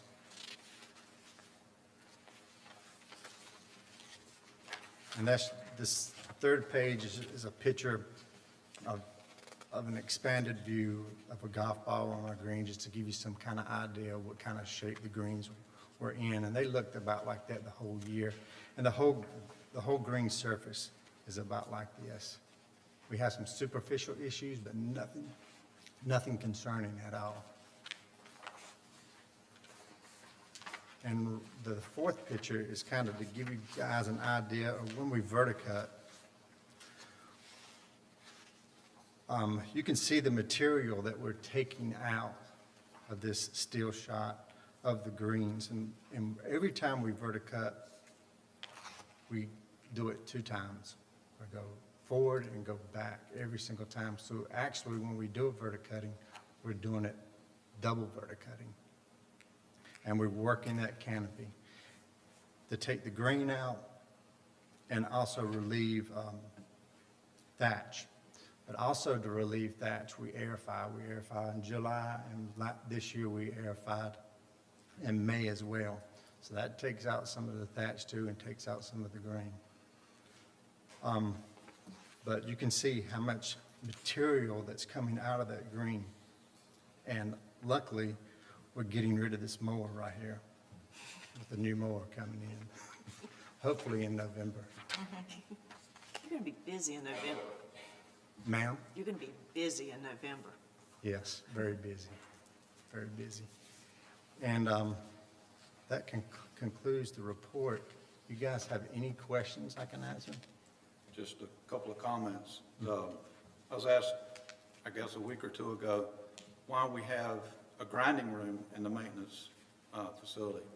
And I went on to explain the number of lawnmowers that we have, and the cutters and the reels and the things of that nature, and the fact that you could basically keep one person busy 24/7 just sharpening those reels, saving us tons of money as well, just for the employee to do it, but as well just for the safety factors, keeping the dust and things of that nature, or things of that nature out of the way. But I took time to ride around the course and see the things that you guys have done recently, because we had someone that showed a lot of attention out there and called out some things that they thought were incorrect, and wanted to see what the people who were on the ground were actually thinking about the course. I couldn't find anybody that could cuss the course except for their own way they were playing. Everybody was 100% in admiration of what you guys are doing to keep that course in top notch. I saw a lot of improvements where over the years I've seen different things happen as well, just taking care of the cart paths and things of that nature, so we don't lose our back teeth when we're running looking for the balls. I'm usually in the danger zone looking, or using my foot wedge. But all that aside, you guys are doing a knockdown, drag out job. You're doing really good out there. I'm proud that we have such an asset as that, and how well you folks take care of it in the shop as well. But out there doing the groundwork is where the people are going to gripe about things, I guess you would say. The question I have, dam number 4, or the dam that's on number 4, is that the old 4 or the new 4? The new 4. So the front 9 that we're blocking off for that is on the new 4 versus the old 9, right? Yes, sir. Okay, all right. But thank you again for all that you guys do. Thank you, thank you. Any other questions? No. Thank you very much. Marcy?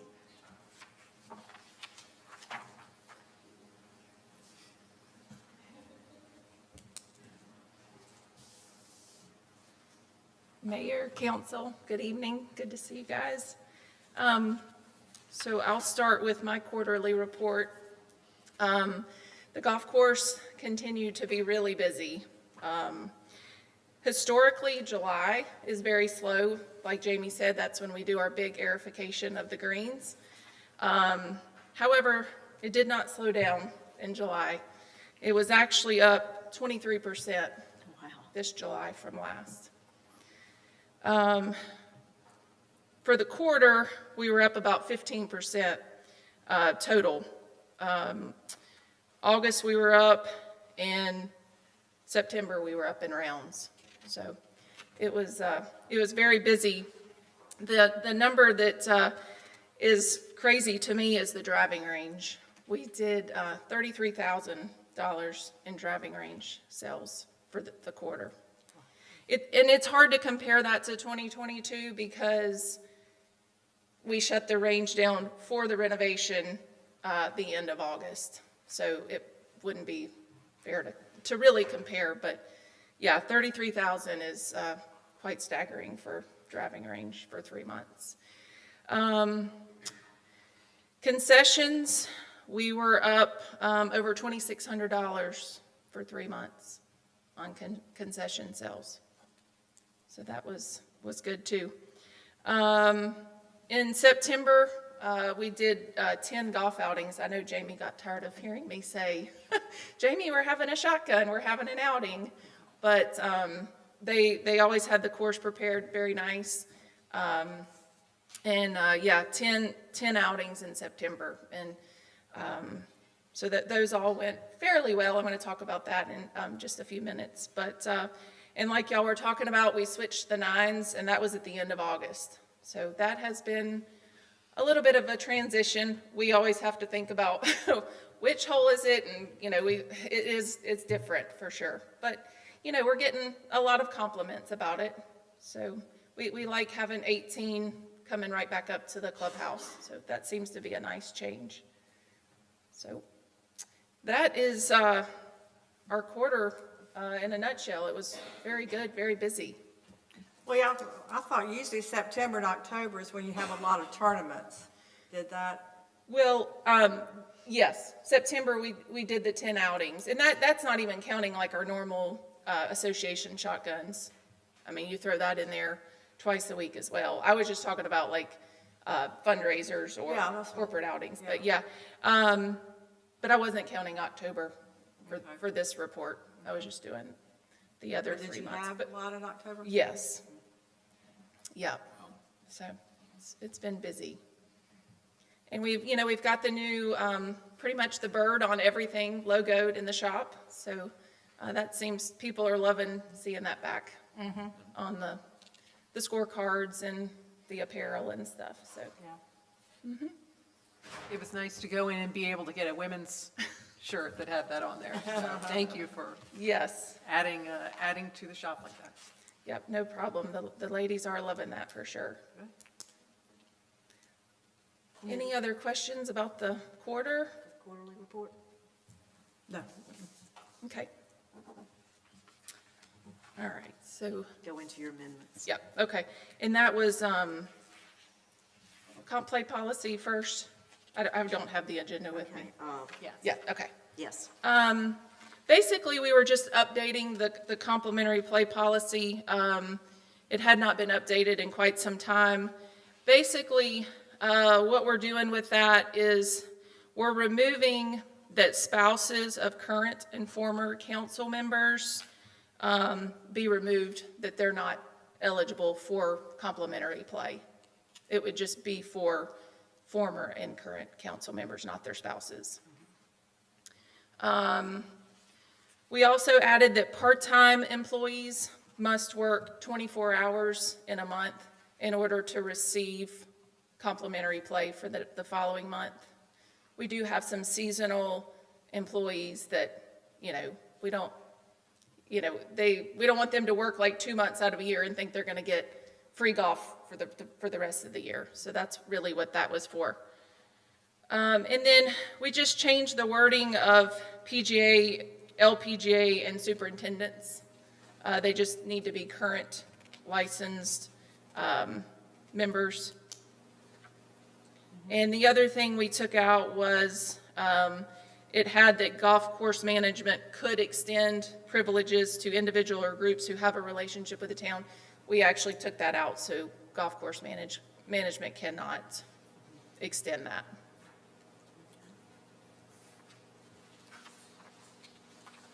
Questions for Marcy on this amendment? No, those seems like reasonable changes to me. I move to approve the amended complimentary play policy. Second. All in favor? Aye. All opposed? Thank you. Okay, the next is the facility use guide. Okay. Yeah, so the couple things about the facility use guide, the major thing we figured was, it was a good change. When the grill was still open, there, thank you. There was a gap in, like, you could not rent the Mendenhall room or the clubhouse between the hours of 4 p.m. and when the clubhouse closed. And so that varied throughout the year. So now that the grill is not open, we're just going to extend the hourly rate 8 a.m. until the clubhouse closes for $75 an hour. That rate has not changed. It's just that you can rent it. Like, so in the summer, you can rent it until 7 p.m., whereas before you couldn't. And then we just changed the hours. For evening rentals, you can rent that room for 4 hours for $400. So we just made those all 4-hour stints, starting once the clubhouse closes in the evening for 4 hours. Well, can I just ask you? Sure. That's one thing I was not completely sure, because on the Mendenhall room, and that it's available for rent, and we struck out the 8 a.m. to 4 p.m. daily, and then just says while the clubhouse is open during normal business hours. So what are those hours? Well, and they vary depending on the time of the year. So in the summer, the clubhouse will close at 7. So you can see, like, May through September, you can rent it starting for evening rentals starting at 7 p.m. So basically those times. And during the day, is it 8 then to whatever day? Mhm, That's right. what I'm getting at. Okay. And then the 8 until whenever the evening rate starts, which is different for the different times of year. Right, yeah, so you'll see that like October, it says 6 to Yeah. 10 now. So the clubhouse is closing at 6 now. Okay, I got you. Well, we were finding, especially in the summer, people were wanting to do like parties or showers or whatever, and they were wanting to do it till 5 or 6 o'clock, and the facility use guide said that you could only rent it till 4, and then you had to wait and do an evening rental. So, you know, if we're there, someone's there, we just thought it made sense to have it available. Yeah. The other big change on that facility use guide is for evening rentals. If you're going to have parties of 50 people or more and alcohol is being served, we're going to ask that an off-duty officer is on the premises. And we put that the hourly rate in there as well. Can I ask a question on page 88 of this? I know it's not literally 88, but 88 that on this talks about the security. I asked at our briefing, I know you struck sheriff's deputy or sheriff's department and wrote in or read in law enforcement. My question to the staff then, and it still remains, is that the actual jurisdiction issue of an officer on county property. And just to say law enforcement, I don't think, in my opinion, it's not sufficient. So you're saying Guilford County needs to be somebody with. Yeah, as I explained to Matthew and them, that there is some jurisdictional issues that go along with that. And, you know, if you just say law enforcement, Right. if it's a cop from the airport or wherever comes out Right. and runs security, then they're going to call the local law enforcement actually come out and do any sort of enforcement. So you're still having the same issue. So I took issue with that. I don't know, maybe legal can say something differently to that, but in my years of experience, if there wasn't some sort of an agreement where the sheriff's department actually asked that law enforcement agency to perform duties representing the sheriff's department in that jurisdiction, then you run in with all sorts of issues when it comes to trial. So did we not rectify any of that? So, Yeah, I was gonna say, we did run that past Beth and Rob, who's here this evening in place of Beth, and I'll let him speak to that. so I think a lot of it comes down to the fact that the officer's off duty and acting in a private security capacity. They're not acting on behalf of the sheriff's office, so they're at a private capacity. So to the extent that they take any action, they're probably doing so as a private citizen. I can do some more research on that and find out if we need to have like an extraterritorial jurisdiction agreement if we actually end up utilizing that. But I've not gone super deep into the research on that. Right now, it's my understanding that we've been using the sheriff's department and continue to do so. I think if something happened in the future that the town wanted to use somebody that was not with the sheriff's department, we can certainly spend some time to make sure that we've got the necessary things in place to make that applicable. Okay. I could talk about that for a day and a half. If when we, I'm gonna use the parade as an example, we hire off-duty, and it's through the, Guilford County Sheriff. it's through the Guilford County Sheriff's Department, right?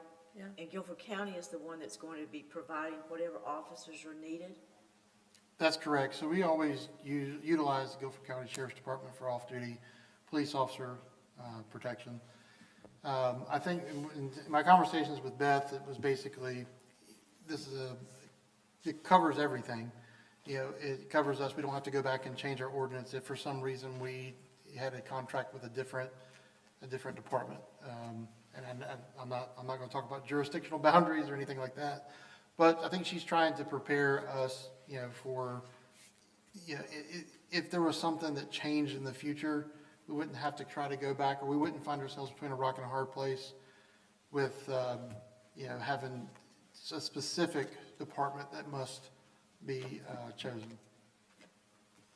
I'm really gonna have to agree with Lawrence Yeah. on this because of the definition of to hire off-duty law enforcement personnel. An off-duty law enforcement personnel could be somebody from Virginia, okay, who would have zero jurisdiction here. I'm not comfortable with that. I really would, if we're going to use the sheriff's department for all of our town functions, I think that's what this needs to be. If it comes to the point that the sheriff's department is not the entity that we use, it's gonna be a lot more involved than this one paragraph here. Agreed. Yeah.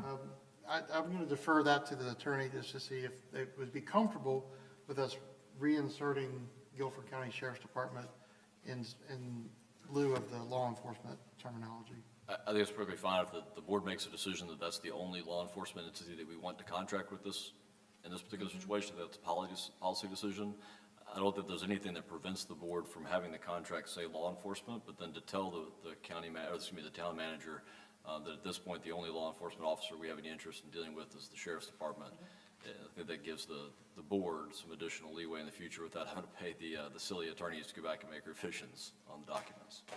Well, and it also does not open up the group to bring in their own law enforcement who is not, have our interest. Yeah. So the way that this is written, we officers, They and would do just that pay with Guilford for County. Right, Yes. yeah, right. We would just pass that cost on directly to them. Yeah. If you are good with that, I'm fine if you just make your motion to say that we would change those law enforcement personnel language to Guilford County Sheriff's Department. Well, Appreciate that. I was thinking along those same lines too, Lawrence. And when you go on to it's page 8 of the policy, but page 92, under item C, available bar services, we just stayed in there that the town shall require that an officer be present. And then it also says a paid security officer. I think all those should say the same thing. You know, it should be all saying off-duty Guilford County Sheriff Department Law Enforcement, so they're all consistent. Because like I was thinking, like you get a paid security guard, and we've heard of problems that they have had in Greensboro with that. So it just seems they should all say the same thing. Which falls, what I think, I couldn't hear the whole conversation you said, but you mentioned that it would be no different from a civilian making an arrest. Well, you know, you get into a struggle, and then we're in the middle of a lawsuit because we didn't do the right thing to begin with. Yeah. And I would just note, as far as the section on page 8, subsection C, it requires that a law enforcement officer be present, and then allows the town to require additional security officers. Right. So the primary, there's a requirement for one law enforcement officer, and then at the town's discretion, they can add additional requirements for additional security personnel to be present. Well, it seems like that should be law enforcement personnel as well. You're saying it should be Guilford County Sheriff's Yeah. Department as well? Yeah. Is that what you're saying? I've just seen jurisdictional issues cause a lot of trouble in court. So, Well, like Matt said, I mean, we will book the, there's, you know, a website that we go through with Guilford County. I mean, we've not had to do, I mean, we've not done it before, but that's where we will go to book them. and I realize this is, you know, small in the scope of it. You've done a lot of good changes.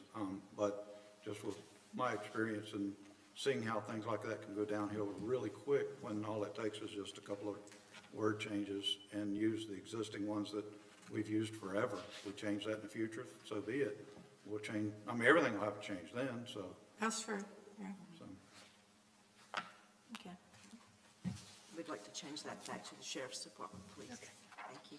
But are we saying to change it there on the security as well as in the item C, available bar services? Correct. So they all say Guilford County Sheriff's Department. And if there's any other. That's all I messages, saw. make all references to officers or law enforcement change to Guilford County Sheriff's Department. Yeah. I think that's fine. If I may, I would probably suggest that we also put a definition of security officer or law enforcement as meeting Guilford County Sheriff's Department, in the off chance that I miss one. Okay. We can That's a certainly good do call. that. Good call. Yes, sir. Yes, thank you. Do we have anything else in that section that you wanted to look at? Okay.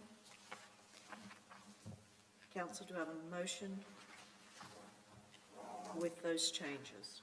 Move to approve the facility use guide for the clubhouse at the Jamestown Park and Golf Course with those changes. Second. All in favor? Aye. All opposed? Thank you.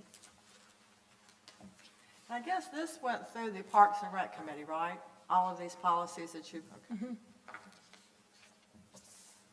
And now you've got the contract for Jamestown Park? The golf event, yep. Okay, so this one is us trying to create a contract, an agreement when people want to come and have, you know. The tea time reservation, was that next, or am I off? Okay, Tea time. tea time, Okay. Yes, I'm sorry. that's okay. Okay, so unfortunately, I mean, even though we have been very busy, no-shows of people making tea times has become a really big problem.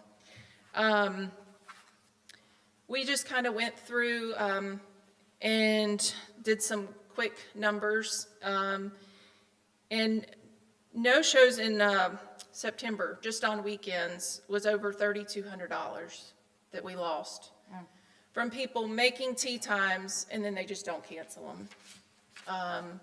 So, you know, that's frustrating, because with as busy as we are, and even the day of, we'll get people that call, and I'm not saying we're gonna fill every single one of them, but I think we would fill a majority of them. So what we have proposed is taking a credit card when someone wants to make a reservation or make a tea time. Take a credit card to hold the reservation, and in the policy, it asks that they give us a 24-hour notice. And the way I kind of explain it, I've talked to my part-time employees about it, it's kind of like making a hotel reservation. If you're going to make a hotel reservation, you give them a credit card. If you cancel within 24 hours or whatever it is, they don't charge your card. We're not going to charge the credit card when they book, even though I have found, I've talked to some other golf courses around, some golf courses they do charge the card right away. That's not what we're proposing. We're just proposing that we take the credit card. If you show up to play, each of the people playing can pay for their own round if that's the way they want to do it. But if you do no-show, that's when we can charge the credit card. And that'd be the full fee? Mm-hmm. And then, so you've talked to other municipal golf courses, do they have a policy comparable to this? Well, I haven't talked to a lot of municipal courses. I know that there's some that are leaning towards it as well. Like Apollo? Or? Yeah, I've talked to them, but they've not done anything yet. But they are running into the same problem. Mm-hmm. The other one, we get is, sometimes people will book for 4 and come with 2 or whatever. And, we pair up especially on the busy days, we pair up twosomes just so we can accommodate as many people as possible. The only question I'd have is, and this would be the legal issue of it, is as long as we've, during that process of them going online or, whatever they're doing there, and even if they call in, is that we have a process that it is very clear that they have to go through the screens on the online, or whether the person taking information over the phone reads to them, and there's some sort of a documentation of that, so that when we do charge, the credit card company, when they call the credit card company and say, hey, they did this and I didn't approve it, then we have a way of continuing to get our money through the credit card system. And, as long as legal is okay with that process, I think it's a wonderful thing. To know that you lost $3,200 because of no-shows is quite aggravating. There's not that many people that, have mortal issues that cause them not to be able to come or at least do the right thing and call and say, Right. I can't come. Right.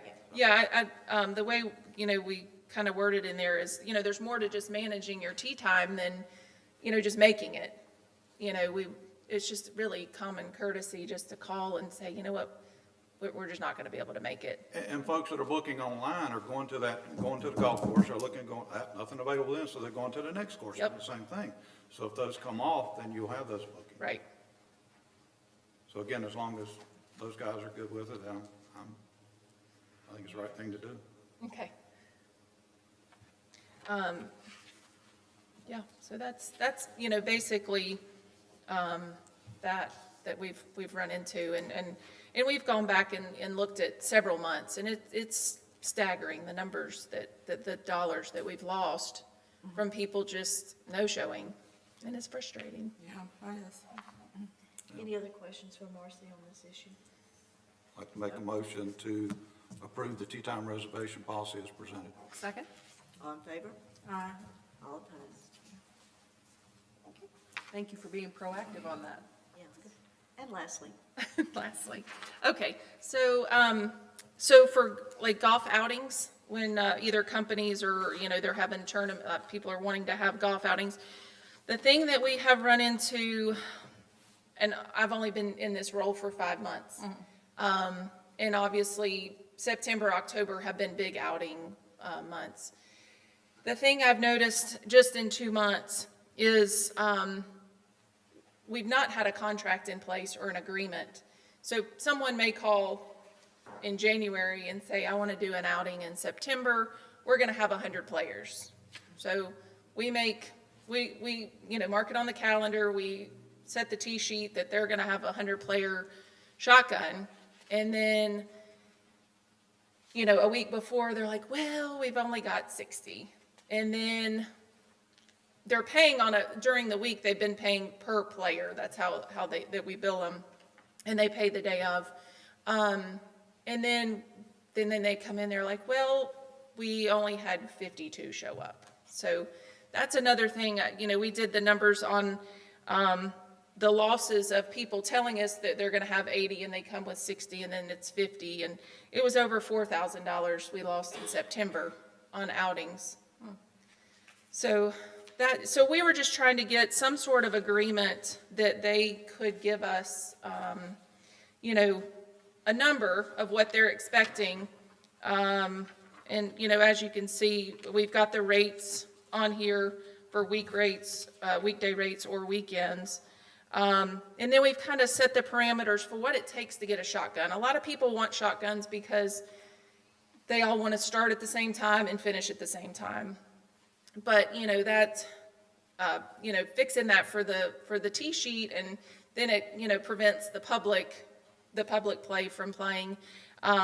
So we've kind of set that parameter at, you know, 72 players is what gets a full course shotgun. And then, you know, we want at least 7 days in advance, we want to know how many players you're going to have. And then that's going to be what you're expected to pay for. So if you say you're going to have 80 players a week before, that's what we've, you know, set the tee sheet for and set the course up for. And that's what we're going to expect you to pay for. I think it gives the, you know, the civic groups an opportunity to send it out and like just put a block reservation, but then start whittling down that final time. But hey, it is what it is. You just got to do the best you can. If extra people do show up, that, you know, play them somewhere else or play them, you know, at the front or back nine, depending on what we got available. Right. So.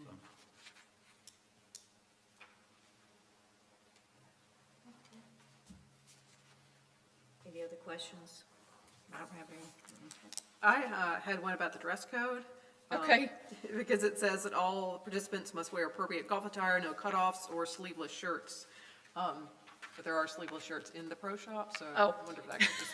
I think that what that meant was like cut off t-shirts, but it's not for, we could even take that out, because really... Yeah, probably it's safer to just... Take that out.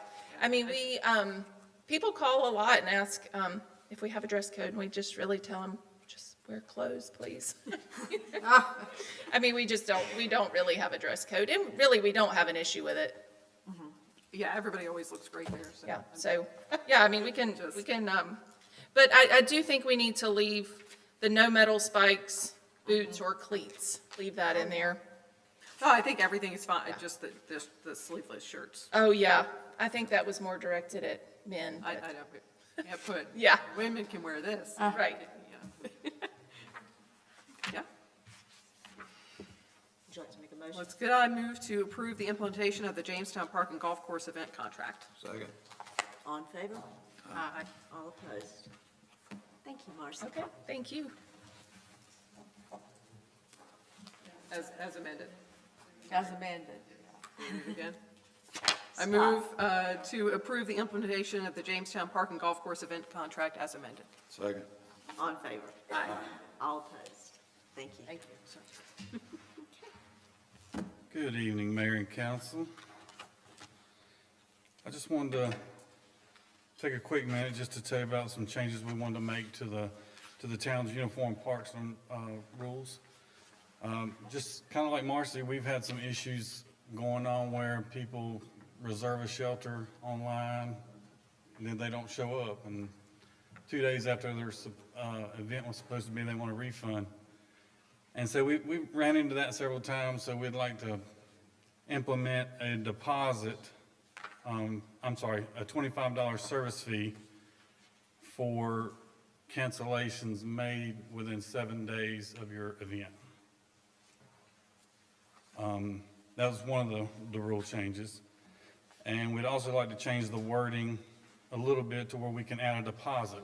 We have a really bad problem with people not cleaning up behind themselves, leaving a really bad mess. So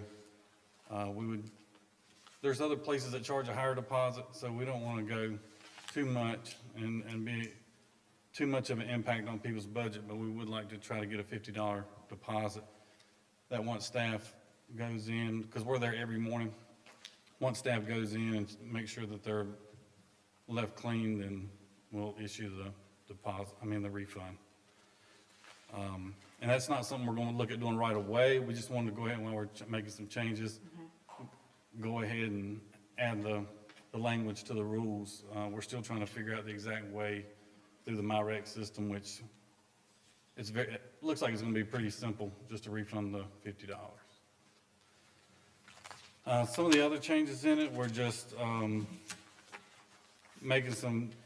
making a few changes to the wording where if it's not myself there, another staff member could enforce the rules by adding designee.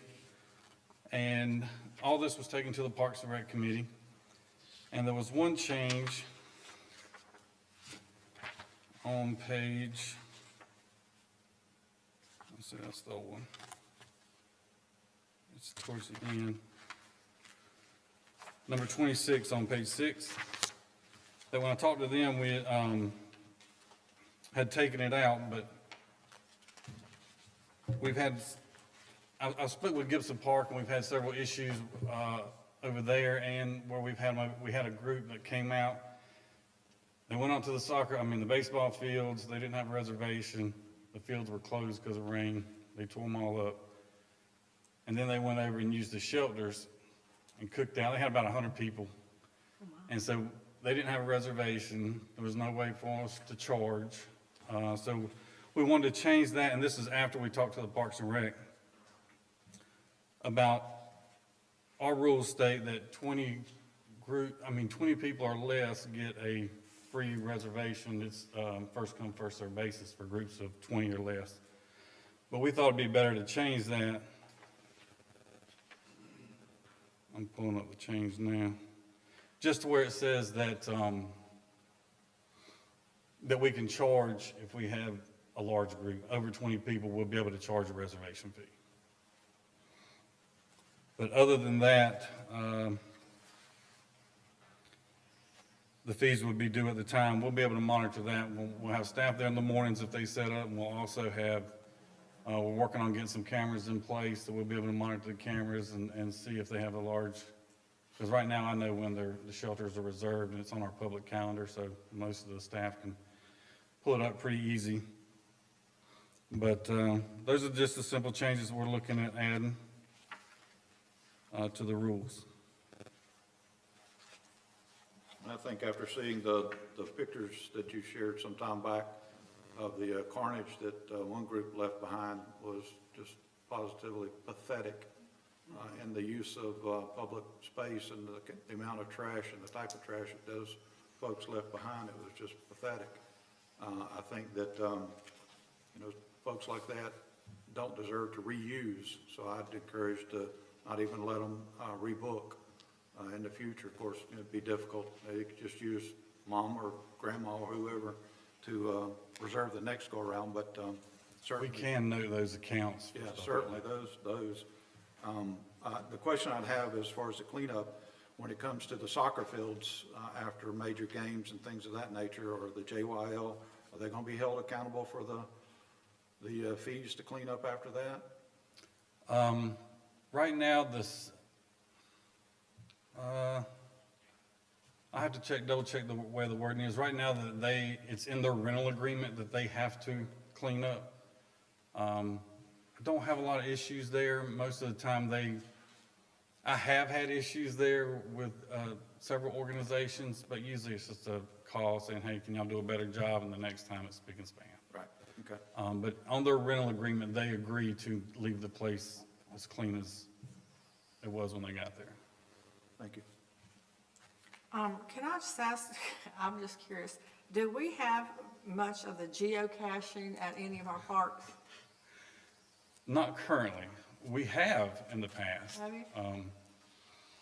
There was, I guess it was about 10 years ago, we had a lot of that going on out there. And every now and then we'd find, but you remember when Shelter 3 was on the hill over there, people were going underneath that and hiding stuff. So that was a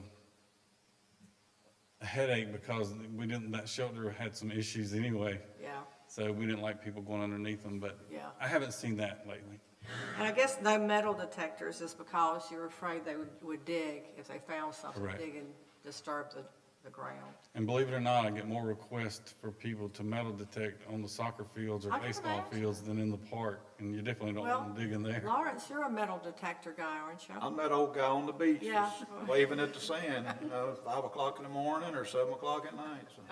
So can they detect without digging? According to the rule, I guess this says This no metal says- detectors. None. I wouldn't open that one up. Well, it may not be used to just search for a cachet. If you're searching for money, maybe. But this wouldn't have anything to do with the painted rocks. You know how people used to do the painted rocks and they would just hide, because I've done that and continue to do that. No, it wouldn't affect that. Okay. Like I said, it's mainly adding the deposit and the $25 service fee.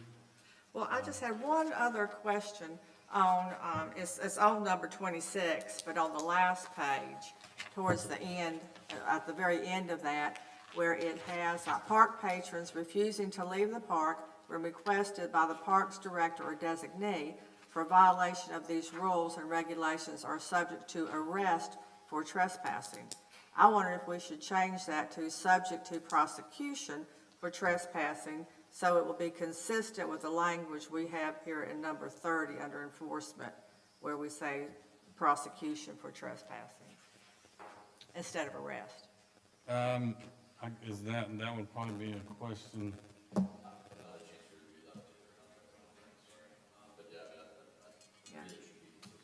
Yeah.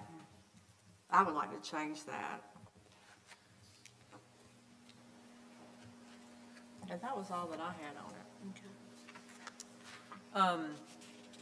it. Well, first of all, I like your ideas about the deposit and service charge and everything like that, and you've done a great job explaining.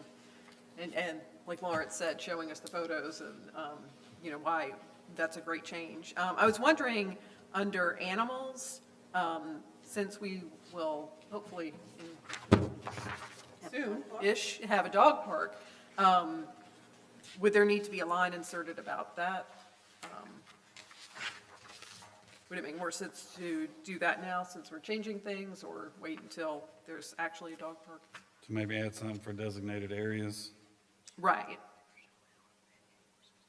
Because it says run at large in a park. So, And I think that has a lot to do with the leash, running at large. Right. And I think the Guilford County leash laws cover that. And they would not be at large if they were in the actual dog park, correct? Correct. right. Okay, I just didn't know if there needed to be a carve-out specifically saying it's okay within that part. But the other thing, smoking, number 16 on 5 of 7. Did we include vaping in that? A lot of people don't seem to think that vaping is smoking, but, Yeah. New problem. yeah, I know. If we're revising things anyway. No, that's a great catch. Yes, I can look into that one. Okay. Everything else looks good to me. Do I have a motion? So I move. Well, question though, the tobacco-free zone, is that in all park buildings and structures? Are we considering the golf course as a park? I don't think that's covered under these rules. I think that she has the Jamestown Park Golf Course uniform rules. I think that's something separate.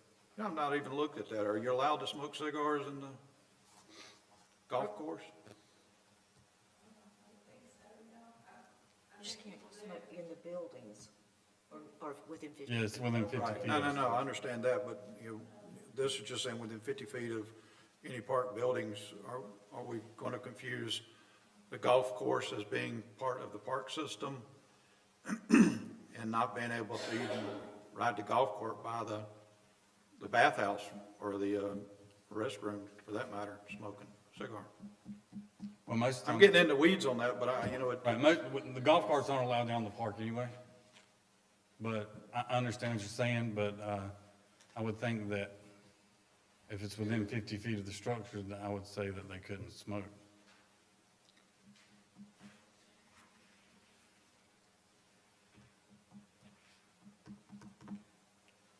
go right up beside them, so, when I brought that up.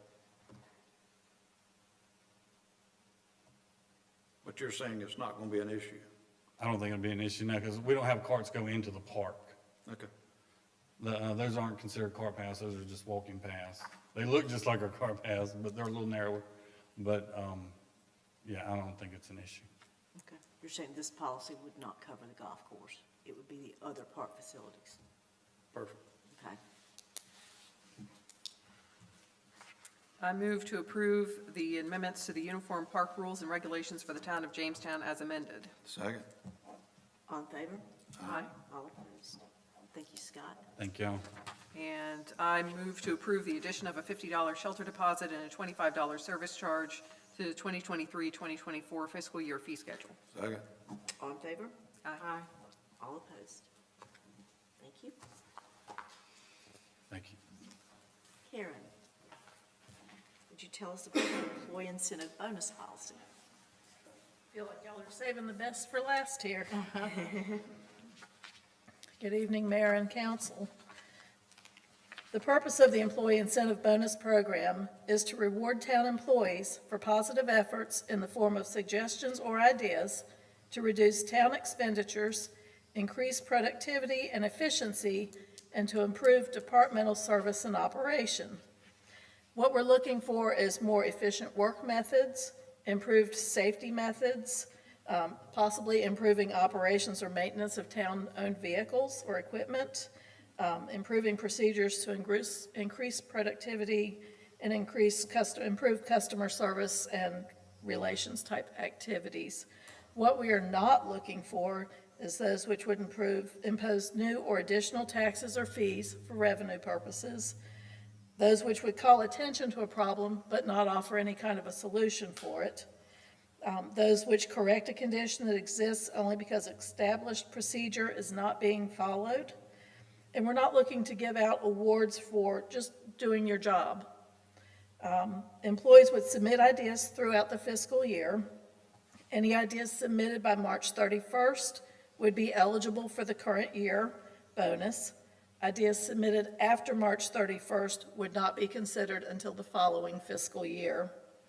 The suggestions should be written either by the employee, or if the employee needs assistance writing the suggestion down or the idea, they can come see me and I'll help them with it, or they can go to their department supervisor to get help with writing it. But we would like it to be a written suggestion or idea. The completed information will be submitted to HR, and it will be date and time stamped in case multiple people submit the same idea. The cost-saving suggestions may be implemented immediately. In April, a committee will be formed from town hall staff to review the ideas that have been submitted. Department heads may be consulted to confirm the savings and feasibility of the suggestions. What we would like to offer for the best 3 suggestions is a bonus. This is not meant to be their salary. It's just a thank you for coming up with a creative suggestion. We would like to issue these awards with their final paycheck in June. We would like to offer the employee $500 for a top suggestion, $300 for a second place idea, and $100 for the third place suggestion. If we only have one idea in the course of the year, then they would only get the $500. They wouldn't get all of the money combined. It would be subject to taxes, but it would not be subject to retirement or 401k. Does anybody have any questions? The only thing, I had mentioned when this first came up was on the awards for the 500, the 300, or the 100, if it could also say or equivalent for time off, because an employee might prefer to have some time off, but I don't know from a financing standpoint if that would be too difficult. What we would like to do is give the employee some time off immediately once the suggestion is received, if it's a good idea. What we've talked about potentially is 4 hours of comp time or a bonus leave that would have to be used within a certain time frame. We understand that certain times of the years are busier than others, so it may not be feasible to take it off within 30 days. So we're looking at maybe a 90-day, a quarter, take it off within that time frame. Okay. Something that would have no dollar value attached to it, and then it would go away. after Well, start talking. yeah, that's good. I was just saying, I remember when I worked, the one thing I had less of than money was time. So that would be really a real treat for me to have some time off. So, that would be good. That was my only comment. I know when, sometime back, when made mention of this and Matt ran with it, I appreciate you running with it. My motivation was to give back to the employees who give so much and come up with ideas and things of that nature that help me as a taxpayer, because ultimately that's what it helps, as well as just the general condition of Jamestown itself. I think one of the things that I didn't see read into it was when someone has to step in and do someone else's job for quite a long time, I think that there should be something that the town manager has the ability to give something similar to that, lump sum merit award, not necessarily for the fact that they've saved funds, but because they've had to step up and carry on a role that they weren't paid for and weren't normally asked to perform. So I don't know if that's something in the future that you can look at. From a payroll standpoint, and this is not just here for the town of Jamestown, but it's been in other places where I have worked in the past that are government agencies, if somebody stepped in to pick up additional workloads due to somebody being out on sick leave or something like that, there's typically been some sort of an adjustment made to their pay, a supplement, if you will, to cover the extra time that was put in. Not necessarily we're giving them that person's salary, but maybe like a 10% over and above, Wouldn't just that have to be a- theoretically. We have consistently done that. Well, I was gonna say, that would have to be a budgetary thing, though, We have- that council would have to approve case by case. Right. Actually, no, the council doesn't have to approve that, but yes, we do that on occasion when you have somebody that's out for an extended period of time, let's say a health issue, knee replacement, for example. And then, whoever's second in command will step up and take that person's place. We do offer them an additional bit of salary for that, for their efforts. Well, it just seems like if that changes your budget that you've already approved. I said, it seems like if you change the budget you've already approved, you wouldn't have to do an amendment somehow? We certainly do that within the scope of our budget, yes. But, you would have to do an amendment. No. Not necessarily. I think it's a good call. I think it's well needed for the town and for the employees, and I think it's a good thing to have. Good policy. And so, Oh, I need to read something, like to make a motion to approve the employee incentive bonus program policy as written. second? All in favor? Aye. All opposed? Thank you, Karen. And Matthew, we have a public hearing to set.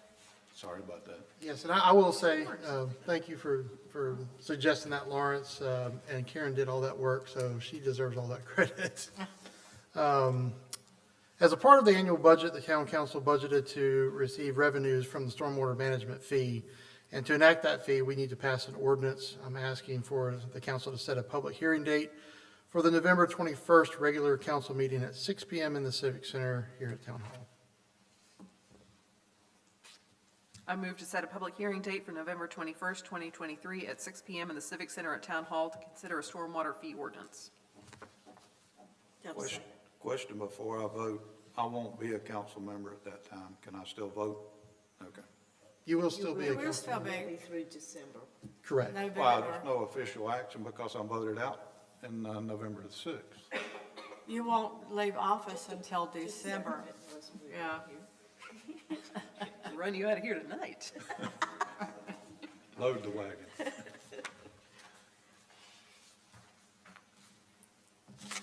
Okay, so you have a motion. Yes, I I had a motion. You made the motion? Okay, I'll make a second. All in favor? Aye. All opposed? Thank you. You're just trouble. Just trouble. Okay, and, quotes for the Oakdale Road water line replacement, Matthew, Excuse me? or Paul, whoever's coming. Paul. Apologies. Good evening, Mayor and Council. We opened quotes for the Oakdale Road waterline replacement. As you recall, late in the last budget year, a water line was hit that was not put in at a proper elevation, particularly with the sidewalk project coming. It would have been encountered, and so we've received two quotes. One was the low bidder, or the low quote came from Dillon Griffith Enterprises at $135,290. Brees Enterprises submitted a quote of $147,000. This was identified in the 2023-24 capital improvement projects list. It is in the informal range. And we request that the town council award the quote from Dillon and Griffith Enterprises in the amount of $135,290 and authorize the finance director and town manager to execute any documents. Where's this line going from and to? Generally, across from the mill, at the opposite side of Oakdale Road from the mill, where the mill entrance is, down to where the landscape area begins at Jamestown Oaks. It's a little over 500 feet. How long, how many feet are we It's talking? a little over 500 feet. 500 feet. It does not provide any additional services. We are going to drop in a hydrant because when they put in the water line or built Jamestown Oaks, there was no fire hydrant at the entrance. So it gives us an opportunity to get a fire hydrant just at the entrance to Jamestown Oaks. It'll also be used for dechlorination and testing. Will there be any costs occurred by anybody already hooked up? Any re-hookup costs? No, sir. This is a replacement project. It is essentially a maintenance issue. It's being treated as a maintenance. Like I said, it's not providing any new service area. So no, I guess what I'm getting at is no customers are going to be tapped into that and have to pay to re-tap into it? There are, I believe, 4 existing meters on the line segment that's getting removed, so we will have to move those over. There will be no fees charged to any of those residents. It's part of the project. It's nice to see something coming under what we thought. Yeah, that's Yeah, what I it's was been a long wondering. time. Yeah, really, that was great. Slightly. Huh? Slightly, I mean, I guess. Well, we're hey, that's 90%. awesome. It's not double. I move to approve the quote to award the project to Dillon and Griffith Enterprises LLC in the amount of $135,290 and authorize the finance director and town manager to execute any documents. You have a second? Second. All in favor? Aye. All opposed? Thank you. Thank you. Matthew, we are finally at the manager's report. Yes, thank you for keeping us straight. I forgot that Paul had to do that. Again, several major projects that are underway.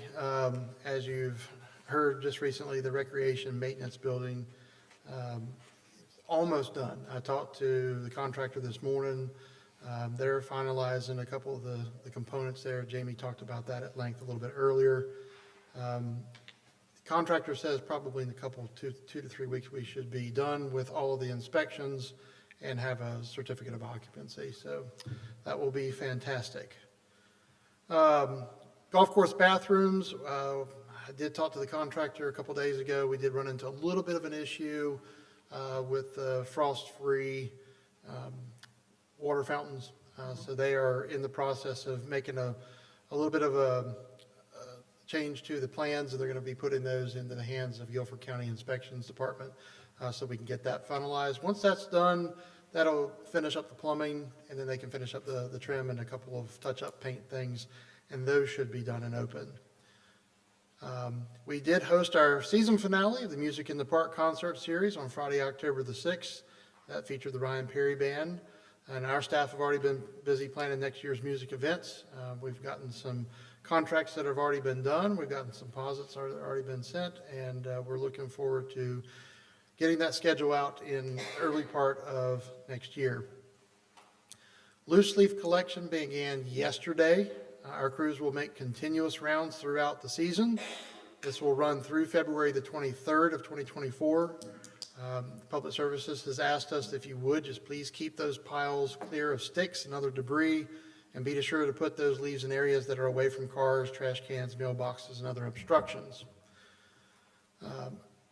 Early voting will begin here in the Civic Center on October the 27th for town council elections, which will be actually finalized on November the 7th.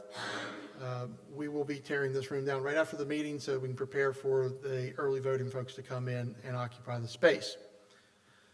I did want to say many thanks to the Girl Scouts for coming this morning, or this afternoon, and this evening, and leading the pledge for us. That was fantastic. Also, I did want to extend a very big thank you to Anna for filling in on our audiovisual feed this evening. I know we had a little glitch at the beginning, but I think that was resolved. But thank you for allowing us to continue to live stream the meeting this evening as our contractor is out of town this afternoon. I did give you a print off here, and this will be going out on our social media sites here later this evening, talking about a stormwater symposium. Just as you heard this evening, we heard from our subject matter experts. These are the experts in their field, and they are putting out accurate information on things like water, wastewater. We hear from police and fire, those types of things. But we're also, in light of the new changes that are coming with stormwater, we're going to have our contractor here, that's the Blue Stream Environmental. She will be available from 4:45 to 5:45. That'll be right before our town council meeting in November. She'll be in this room. She's graciously agreed to do that.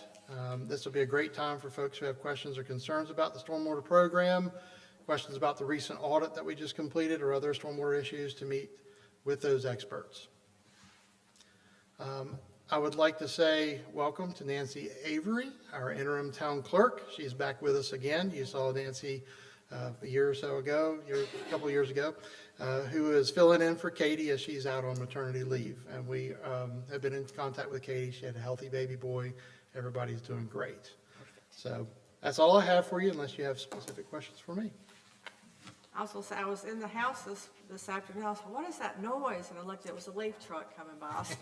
So they're out there running. They are out there today, that's correct. Yeah. The dust plume behind us. Do we have very extra dry. impellers this year? Say again? Do we have a spare impeller this year? Because somebody's going to drop some limbs or something in those piles. Paul says yes. Thank you very much. Thank you, Matthew. Thank you. Council, do we have any committee reports? Well, we had a TAC meeting on September the 26th, and they held this one at the new Thomasville Aquatic Center. It's a very nice facility. The city opened that in May, and it's been well received by the citizens. But the main things of interest to Jamestown, the 2024-2033 Metropolitan Transportation Improvement Program has been approved by DOT. And if you remember, Jamestown did get one of our bike and head projects on that. So this is sort of the second step in that process of getting funding someday. So we're still in there. Someday. Yeah. And then the Transportation Improvement Plan has been amended also for a project which is EB 5889, but it's the West Main Street, Penny Road, existing sidewalk to the park access in Jamestown, and to construct that sidewalk with curb and gutter. It has been amended to move it from the fiscal year 23 to fiscal year 24. And if you'll, for additional time for planning and design, you remember we pushed that out during the budget process of our CIP projects. So that's been officially extended. I wish Elizabeth was here, but I wouldn't want to have to wait for all this. But the NC Board of Transportation did announce that the state had picked up to date 7.5 million pounds of litter. And they have spent $2.2 million on litter sweep. So just think, if people didn't litter, all the money that could be spent on other things. But and the October TAC meeting has been canceled. Did have a part meeting on October the 11th. Really, the only thing, it was the 25th anniversary of PART, and so they showed the 25 years. And the one thing I thought was so interesting, you remember the late Honorable Howard Coble, who was so good at Jamestown. He was very instrumental in forming PART in the very beginning and getting their legislative authority. So that's it for me. Did you have any? Attended my last Guilford County Park and Rec Board meeting this past month. They have finalized and awarded the contract for the total asset program within Guilford County to just put everything in one big notebook of what Guilford County has, what they need to have worked on, those sort of things. So they're starting that process, and I think it's going to be between 18 to 24 months to actually finish it up. So quite detailed survey of what they're putting together. And on a personal note, I believe this is technically my last official council meeting. I want to say thank you to everybody in Jamestown that has supported me. I hope that I've supported you in the way that you have wanted me to do. I tried to do everything by heart and by mind and by talking to each and every person that would take the time to talk to me. We are here to spend your money as frugal as possible. I think I butchered that word, but to do it in a way that we save money. It's been an honor to serve you. It's been an honor to serve for the last 6 years with this council and the folks that are on it and the staff. I can't say enough good about this staff, what you've accomplished over the years, all the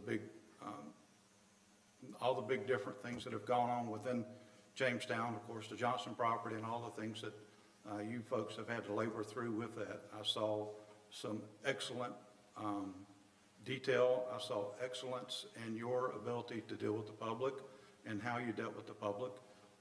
Not everybody is going to be happy, and that's just the way that things are going to be. I've always said that you could stand there and hand out folded free $5 bills and somebody's going to complain because it's folded. It's just the nature of the beast. But thank you for the opportunity. It's sweet sorrow, but it's time for me to move on. New faces. Thank you. I had no meetings. I had a PTRC meeting, and that was the annual awards banquet. So that will be done. Nancy, do we have anyone signed up for public comment period? Andrew Kinsey.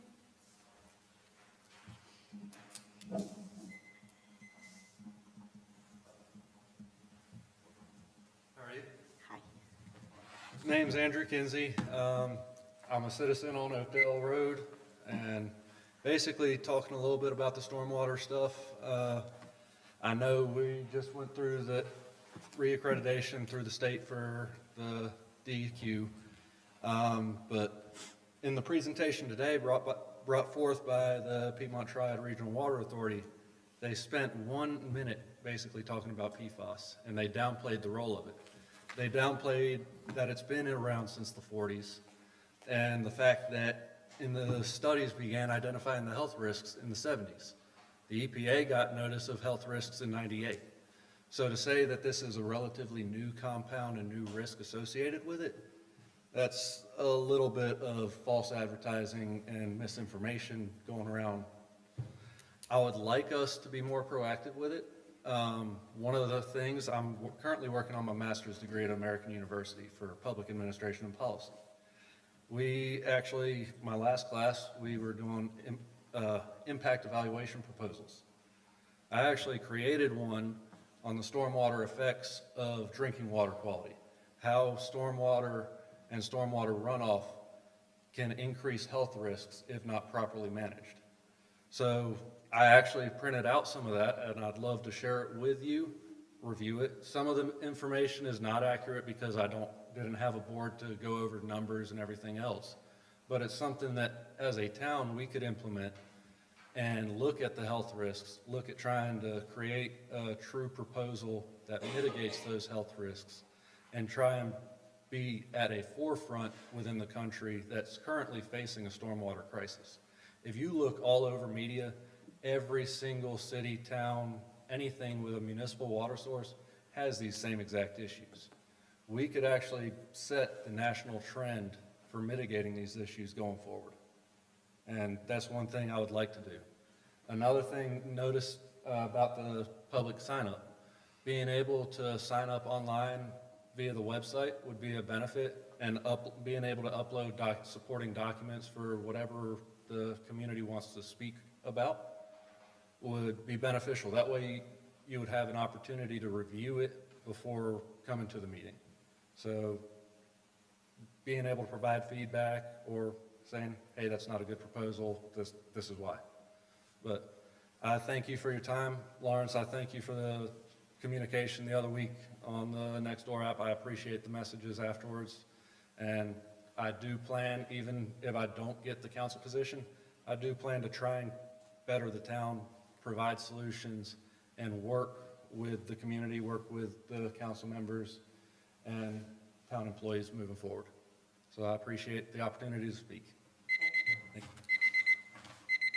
you. You can leave that paperwork with the clerk if you would like for us. Thank you. We have one more. I'm sorry, is it Tricia Payer? Payne. Sorry. My apologies. Hi, thank you. My name is Tricia Payne, Tricia, last name Payne, Payne, and my address is 304 Jordan Ridge Way, which, if you don't know, is actually in JAM 2 voting district. And I wanted to tell you a little story and ask for your help.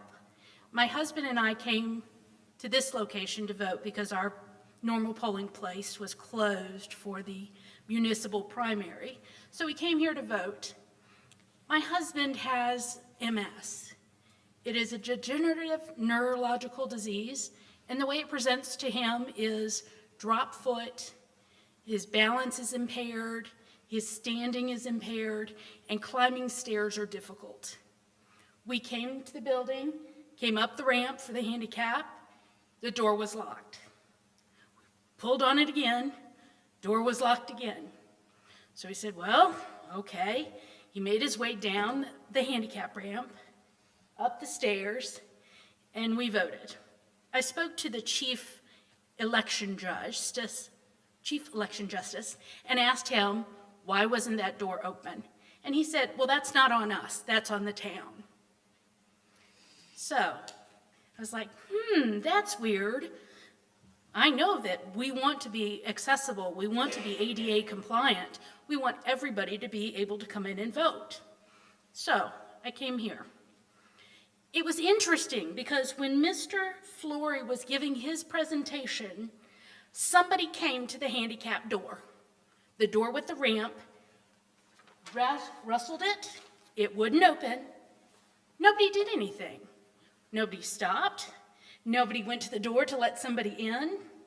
The chief election judge told us, well, next time that happens, just knock on the door real hard and we'll let you in. How did I know to do that? How did my husband know to do that? Should we have to know to do that? Simply, I'm asking, when the building is open, make sure that the handicap accessible door is available to be open from the outside. It is available to open from the inside so you can exit, but coming into the building is very difficult for people who have mobility issues like my husband. So I'm hoping this is the simplest request you get today. Unlock the door. Make sure that it is always unlocked whenever this building is open. Thank you. Thank you for the information. Yeah. Okay.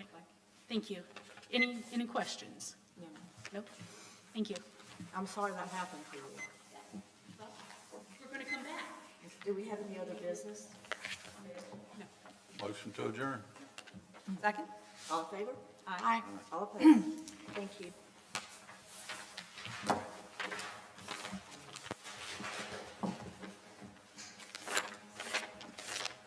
This is the last time I get to do that. No, it's not.